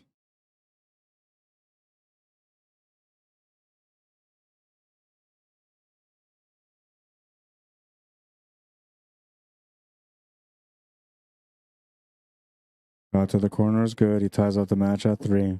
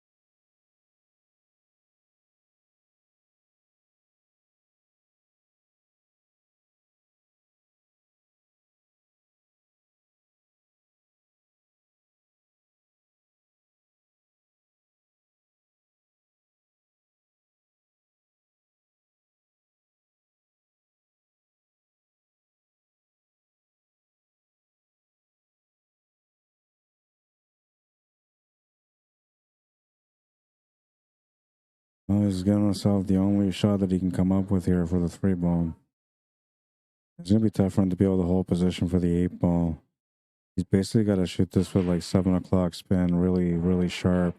Be able to draw around these 2 stripes and back up to the top of the table. If he tries to crash into them only, I don't think he'll get the shot on the 8 ball, so he has to draw around them.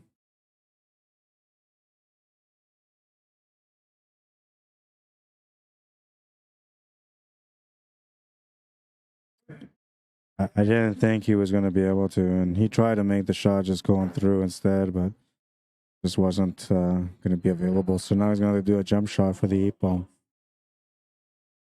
Not a bad spot to be in for a jump shot, though. And he's a pretty good jumper, so he's got a high percentage chance to make this. I would say like 8 out of 10 that he makes it.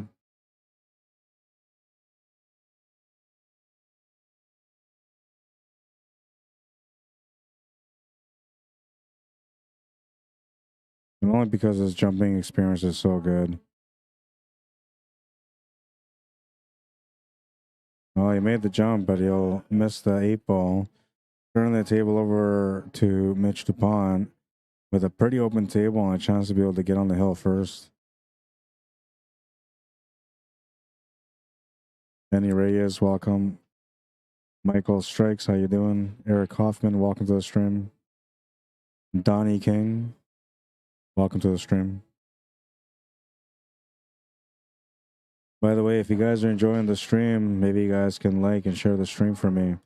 Just liking the stream alone helps lots just to get exposure out there for people to know what kind of work we do or I do, which can in turn eventually create some better opportunities for me when it comes to the streaming work for pool.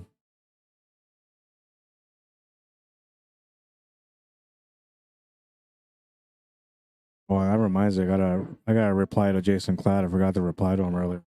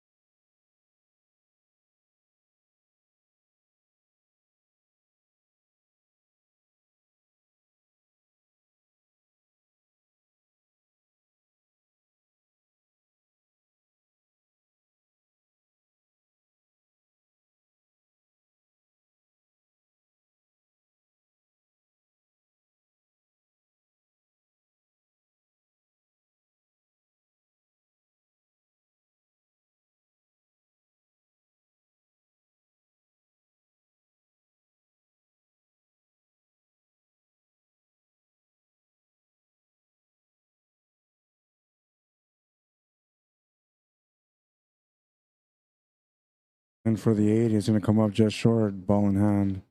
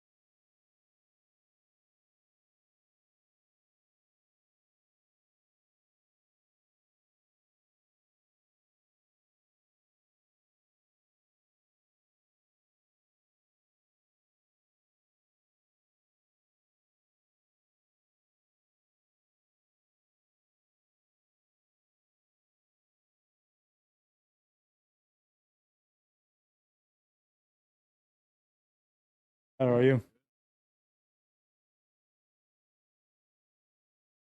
Did he win that game? So Mitch on the hill right now, 4-3, looking to break for the match.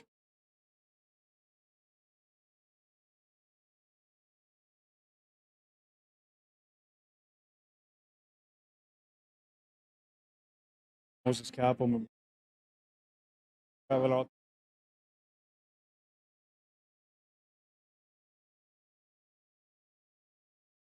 Yeah, I'm not sure. I really want. I like pool, but not that much. Yeah, no, I've been okay. Traveling a little bit lately. It's I don't know. Get overwhelmed when it's long. If it's a but back to back weeks. But I've had busier years before. I remember one time I went out 5 days. The other ones were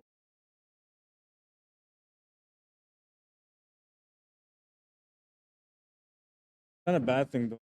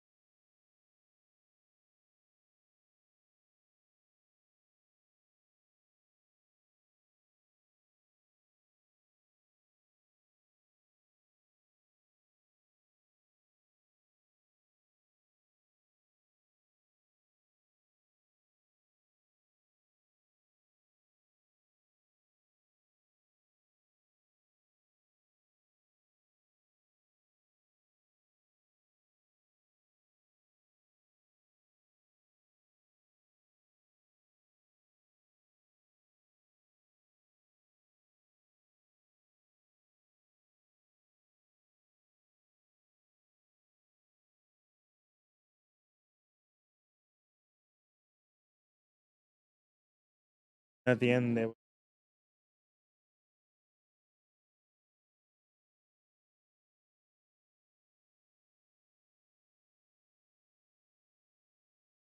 playing a match.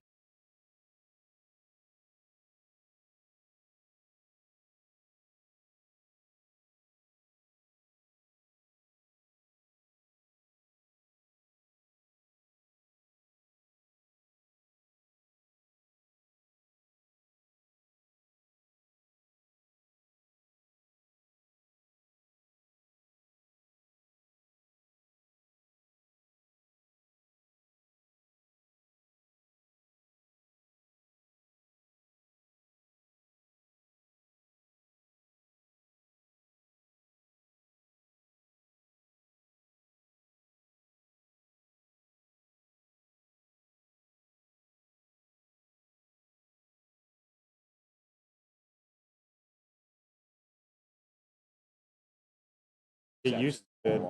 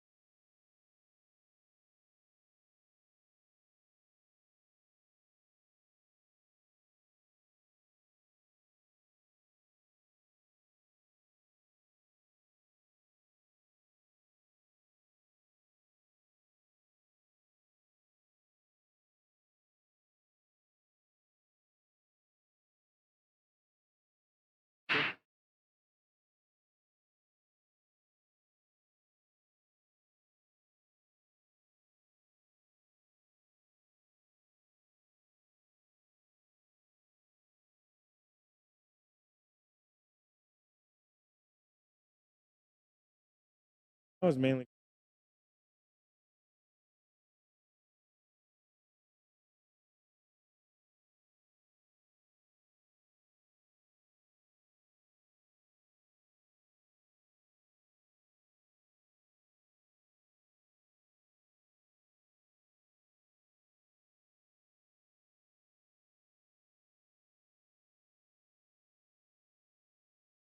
There's a little bit of a predicament here because he got a little too straight on this. Gonna sell for a longer shot on the 3-ball instead. And the angle for the 8-ball is available as long as he makes it.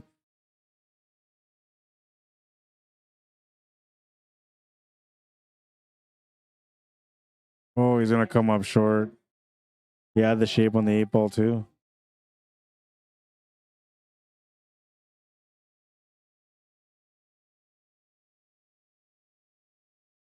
Well, an opportunity for Mike, but he still needs to find a way to get a finish.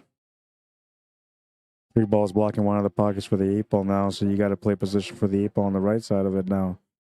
And the table is not quite laid out for that. So if you take the 9-ball, it could work out. But you got to take the 9-ball first. He's going to play a safety. Looks like he's just trying to stick the cue ball to the right side cushion. Doesn't want it to bounce out too much, though. Give him a chance for a spin shot, and he's also provided him a blocker for the scratch if he decides to take on the cut on the 3. If he decides to take on the cut on the 3, though, he doesn't have much of a fall-off for the 8-ball, so I'm not sure if it's worth taking the shot right now. He'll have to decide that himself.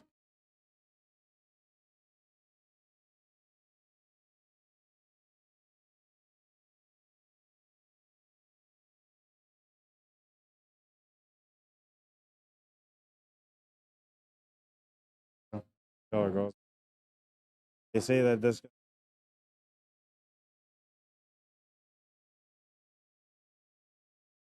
number 2. Number 1. Yeah, if I man, can get pleasure. back, I'll get back. Right, bro. Take care, man. Oh, and he's going to miss the 9-ball. He had to take the 9-ball on, though, for him to be able to get the position for that 8-ball. And so now Mitch has a better chance because this 3-ball is away from the pocket, which makes the cut a little bit easier. He's got lots of blockers with the 9 and the 12, so he can play this free stroke, make the shot to the pocket, come off the top rail, down the bottom table, back up for the 8-ball. The Z shot, pretty much, but without Z shot. Just playing position. He tried to spin around the table and he'll come up short for the 8-ball, and he came up short on the 3-ball. So Mike Vautour will get a chance here still. Could have been over at 5-3, but instead he's got a chance to make it 4-all. And then, well, he needs to keep tracking because he needs to win 7 games to win the first set.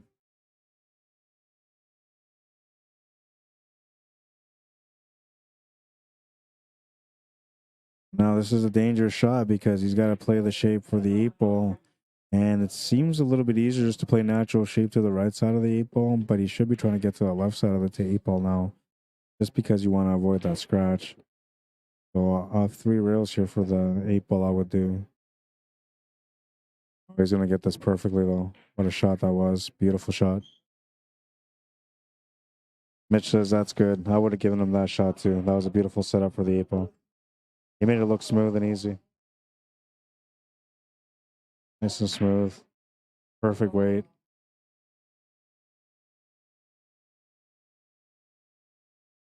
For all, race to 3 for Mike Vautour. He needs to win 3 racks to win the match.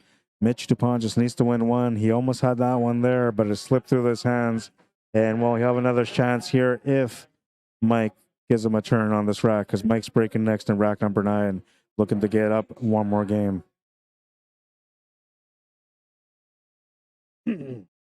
Carl Jackson, what's up, brother? And I was talking to somebody on the side, and they got music playing, so you can't really hear me unless I'm speaking directly into the mic. I apologize about that, but no, I'm here, man. I'm here. Nick Romaniac, how you doing? Gerard McIsaac, welcome to the stream. Nikki Richard or Richard. Christopher Burbank, Randy Baggett, welcome, guys. Smash and break. This time he lost the cue ball, and this table looks really nice, man. Well, depending on which way you look at it, but I'm looking at low ball here, and I'm thinking this is a perfect table for low ball. The only thing you got to work out here is just the 2-ball, which you can almost address right away.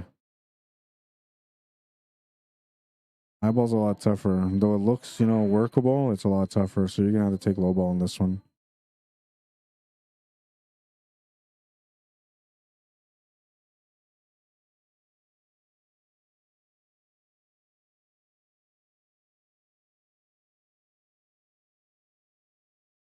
Yeah, so I like this here, like playing the combo 1 to the 7, and then using that angle from the 1 to shift over towards the left side of that 2-ball, running towards that 12. Kind of like a 2-for-1. If you hit this nice and light, you'll leave the 1-ball over the pocket too, which will give you an escape shot. Oh, and he just missed the shot. Missed the combination, turns the table over to Mike. So Mike will have all the choices that he wants on this table. And the solids still look better, but I feel like he's going to be stuck taking high ball now. We'll see. It all depends on whether or not he can make that 7-ball. If he can, then he can take low ball. If not, then he's going to have to take high ball. He's calling the 7.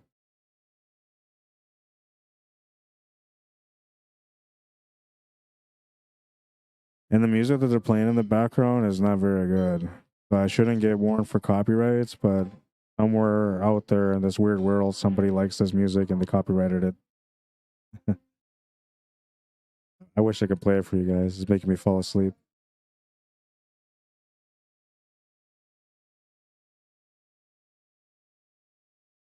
I wasn't even tired, man, until the song started playing.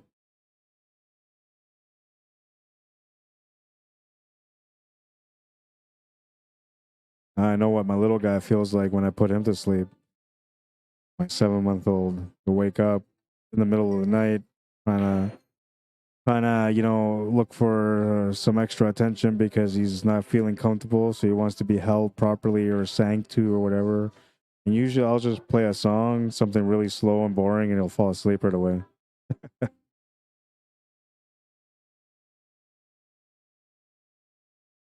It's either that or I gotta sing to him, and I'm not a very good singer, though my kids all think I'm a great singer, but they don't know any better.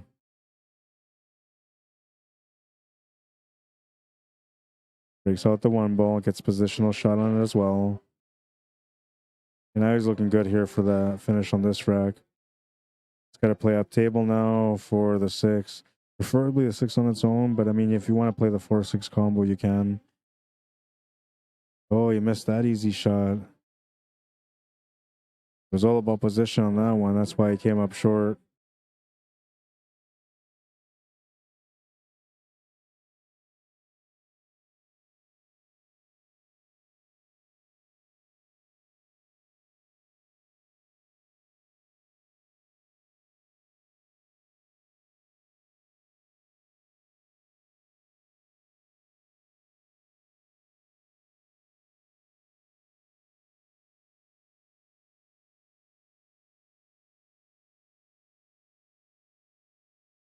I don't think he's got any other option except for taking that 13-ball, which doesn't really do much for him, but he'll get an opening shot. What he's got to do is he's got to come back down table to try to get into that 9 and 15-ball, which are the only problem balls that he actually does have on this table. Well, he came up a little bit funny on this one, too, so he's going to have to take a cut to the side pocket on this 12-ball. Not the first choice for him, but the only choice that he's got left. He can use this to run into the 1-ball. He's just going to try to open things up from there. And unfortunately for him, he's tied things up a little bit more. However, he's got a good chance here to be able to play a safety if he wants to.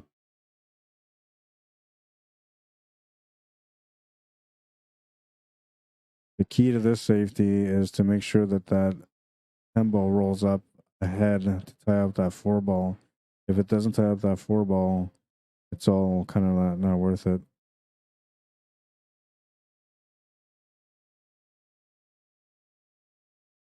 What I would actually do here is just play a safety, break out that 9 and 15-ball, and just get that white ball to freeze up to the rail on the right side where the 15-ball is. From there, your opponent would have to do a kick shot. That's the only thing you can do. And there's a good chance that he's not going to make that 4-6 combo on a kick shot, which will turn the table over to you with a different lineup now, because that 9 and 15 ball will be in a different position. That works too. The only problem with this is that if he makes a shot on the 1 ball, he's got to finish. The other way, the way I was talking about with the safety, forcing him into a kick shot, would have given you more of an opportunity to be able to get into this rack and be able to come back to win it. But from here, Mike just has to make the 1 ball and he should be good. But she's going to come up short on that 1 ball. He's starting to get frustrated now that he's been missing a few shots, kind of similar to the others.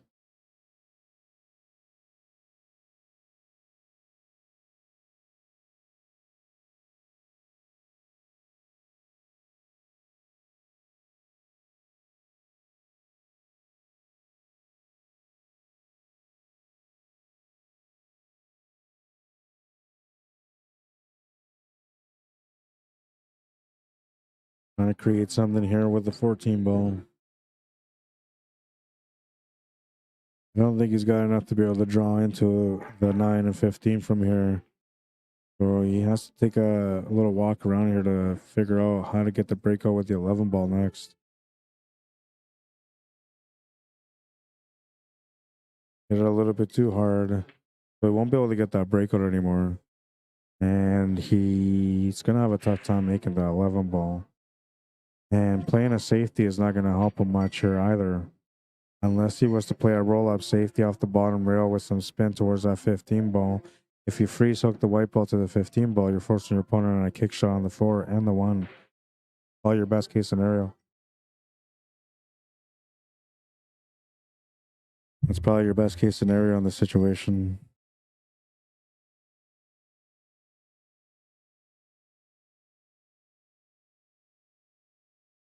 Looking for a little bit of luck here, and he might have got some.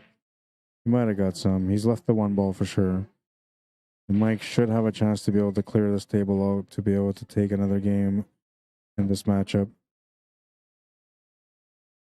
But for Mitch DUPONT, the biggest problem is that no matter what, the 15 and 9 ball have been tied up right from the very beginning. That one double kissed and came out. I feel like it's in Mike's head now. He's missed a couple of shots, some shots that should have gone in. And now he's getting a little bit more worked up as the shots are not working out for him. So here's another safety roll-up shot once again with the 15 ball. Just try to get that white ball to freeze up to the 15 ball between the 15 and the rail on the right side, pushing that 9 ball out in the open a little bit more. That takes away the 1 ball, forces your opponent to take the shot on the 4 ball. If they make it, well, they deserve to win that game. Yeah, that's a good shot. Although I feel like you might have given him just enough of that 1 ball.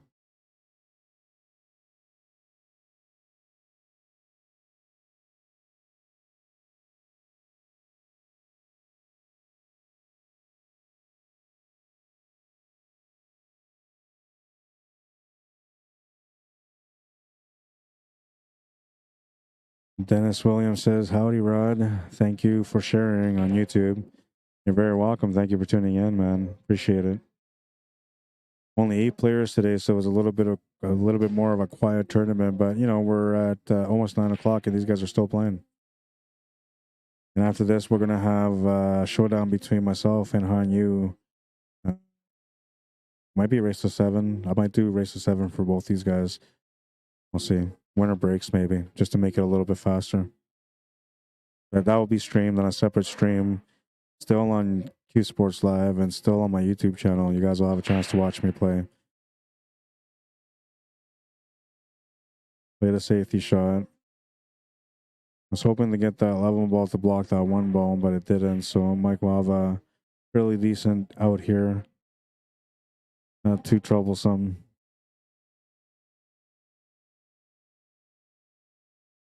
All about pace. This one here is his natural pace, his top spin. Medium stroke would do it. Yeah, that would do it.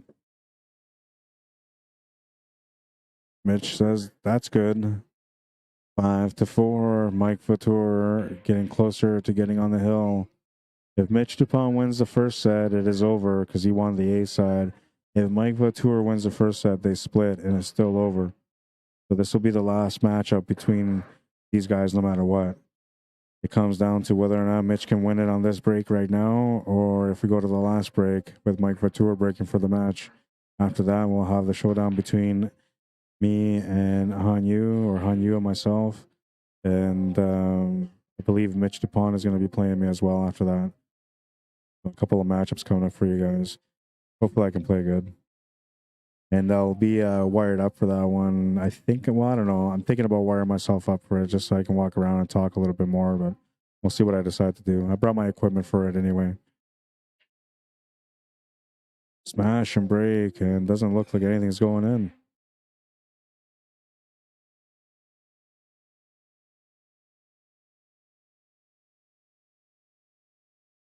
I'd like to take a second to thank everyone that liked and shared the stream today. I'm not sure if you guys did share it or not, but if you did, I'll appreciate it, and I'll take a look a little bit later to see if you did or not. And for those of you that liked the stream, I appreciate it as well. It's the #1 way that you can support the work that we do as streamers is by liking and sharing our stream. You could always support us financially too, but it's a little bit better for us to have the support from the viewers through likes and shares, because then it creates a little bit more exposure for us, and which can eventually open up some doors for some greater opportunities where we can make money from the work that we do, right? And the best thing about it is that if you like or share the stream, it doesn't cost you anything. No cost involved, no strings attached. Got a really nice table here to get on the hill. Just have to avoid any trouble situations like moving a ball out of the way like he just did. As long as he didn't do that, he might have been okay. And he still might be okay. He's taking a look to see if he has it or not. Take a look from the side. Looks like it's in tight, but he should have a shot at it if he can get perfect position on it. And I think most of his energy is going to be on there now. It's going to be focused on trying to get shape for that 4-ball. This can work out nicely, though. He's got the shot on the 1. I wonder if he can... Oh, maybe not. I was thinking maybe trying to go off the 15 ball, using the 15 ball to open up that 4 and 14. But I don't think it's a good shot to take on. I think he can mess things up a little bit more. Well, you can see that 4 ball right there. That's why he took it. And that was it. That was the biggest part of the work for him right there, was just making sure that he had a shot on the 4 ball, which he just had.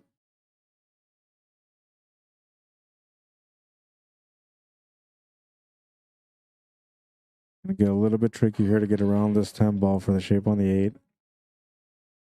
He's gonna spin around the other way instead. I thought he was gonna try to go around to make it in the top left corner, but he spun over to make it in the top right corner instead. And that works also. Makes the 8 to the corner. He's on the hill. We got a hill matchup for the championship match. 10 racks have not done anything for us, so we're going to move into rack number 11. It is the final rack between these guys. Winner wins. No matter what happens here, it's over. If Mike Vautour wins, they split. If Mitch DuPont wins, he won the A side, so he takes first place. All the marbles, all in one game right now. Mike Vautour to break for rack number 11. Hoping to be able to make a ball and to have a chance to close out this match. Mitch DuPont just wants a chance, any kind of chance.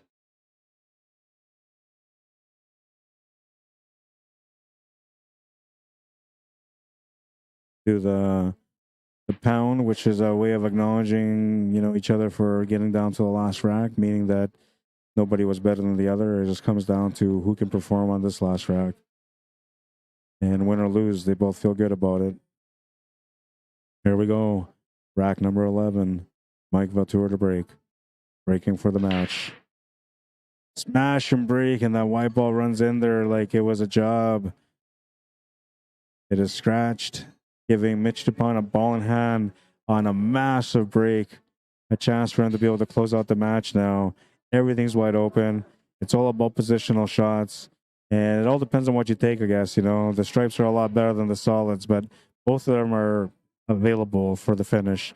Just a matter of which one you want to take. One of them you have to work a little bit harder than the other, but the other one still needs some work. So we'll see what he goes with. I like going high ball on this one.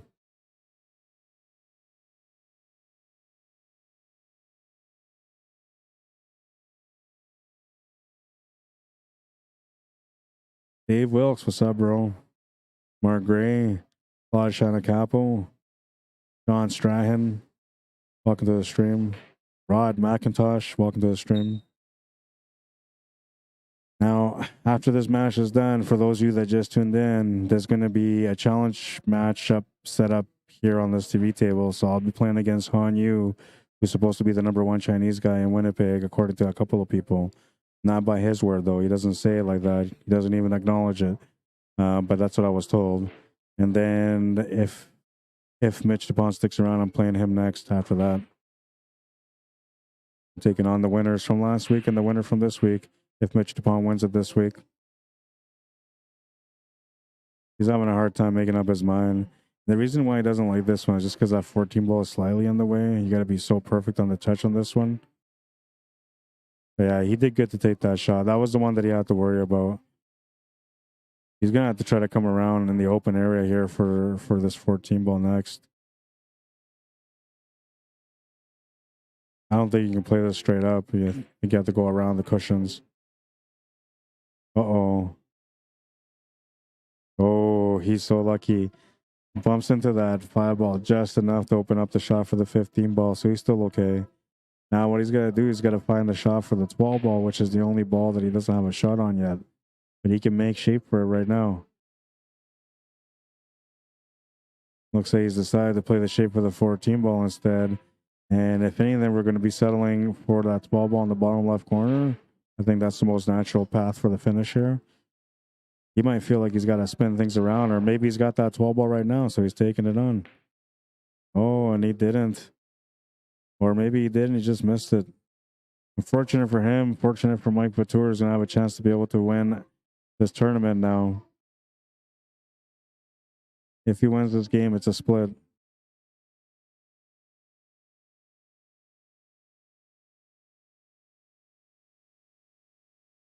Jason Fiola wants to know wait, he says, is it a true ball in hand off the break in this tournament, or like active behind the line? So off the break, it's behind the line. Anything after that, it's anywhere.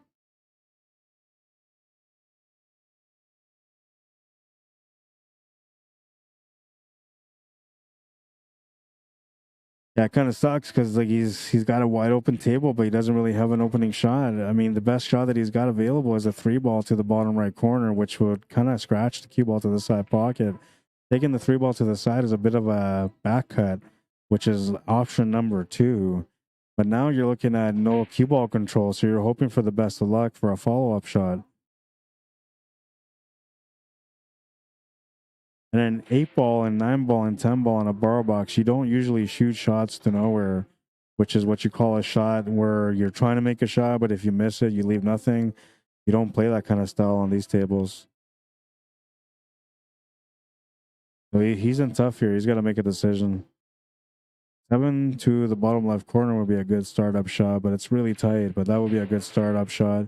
You just play it off the left cushion, off the top cushion, set up for that 3 or 1 ball next. And then if you come up short, then you're not giving your opponent much on the stripes either. Gonna go for the 3 to the side though. A little bit of unpredictability there, but he's gonna work out pretty good for him. Gonna work out really nice for him.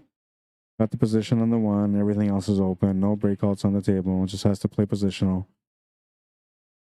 Off the 1 into the area for the 7 ball next.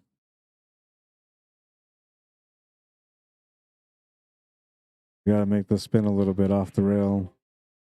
So he's jacking up on it. So what he's thinking about doing is something similar to the Corey Duo shot, drawing with lots of juice off the right side cushion and trying to get a nice angle to go upwards diagonally towards the top left corner from there. It's tough to do. Get the shape anyway. Worked out a little different than what I was thinking, but it worked.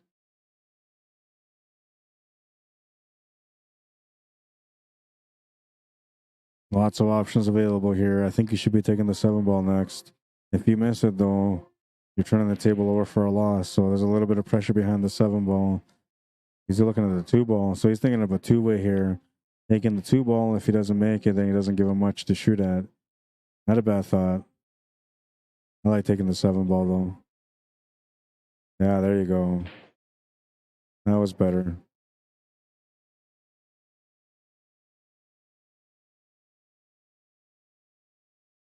Follows up 1 with the next.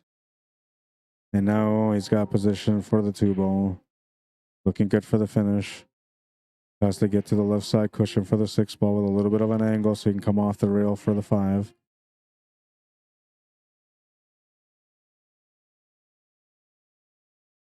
And he's got enough angle there to work with. He can draw this back. He can play it forward. If he plays it forward, he'd be shaping up for the bottom right corner. If he draws it back, he'd be shaping up for the side pocket. I actually like shaping up for the bottom right corner here. He played that nice and smooth all the way through. He's going to get the side pocket. Perfect shot. Absolute beauty. Keeping it simple here. Mitch DUPONT says that's good. And Mike Vautour will be this week's champion. 7-4. Hey, if you shoot it, it counts, man.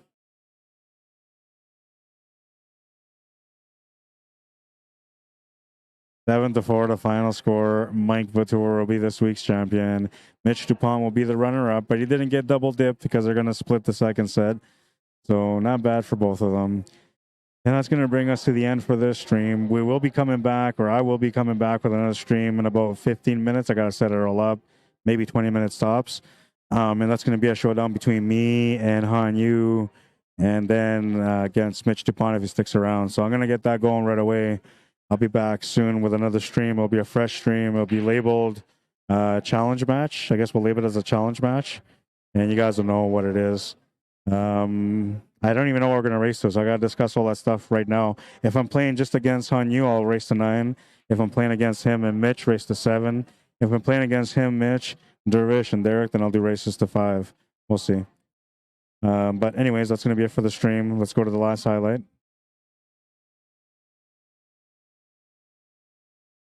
It was the positional shot that he played for the 8 ball. A beautiful shot. The pool wisdom, the more you sweat in practice, the less you'll bleed in battle. Get to those tables to become the champion within. Your time is coming, but not till you get out there and you start working on it, man. You can't just wake up and become a champion. You have to get up every day and earn that championship. Chips.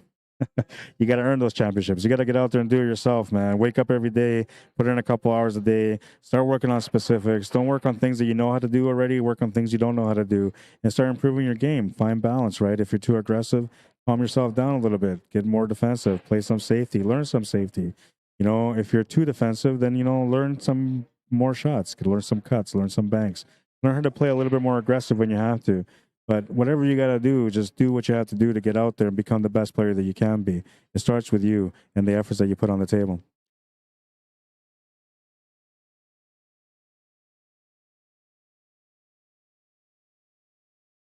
All right. And, well, I came back here real quick because I'm going to take down these Fargo rates.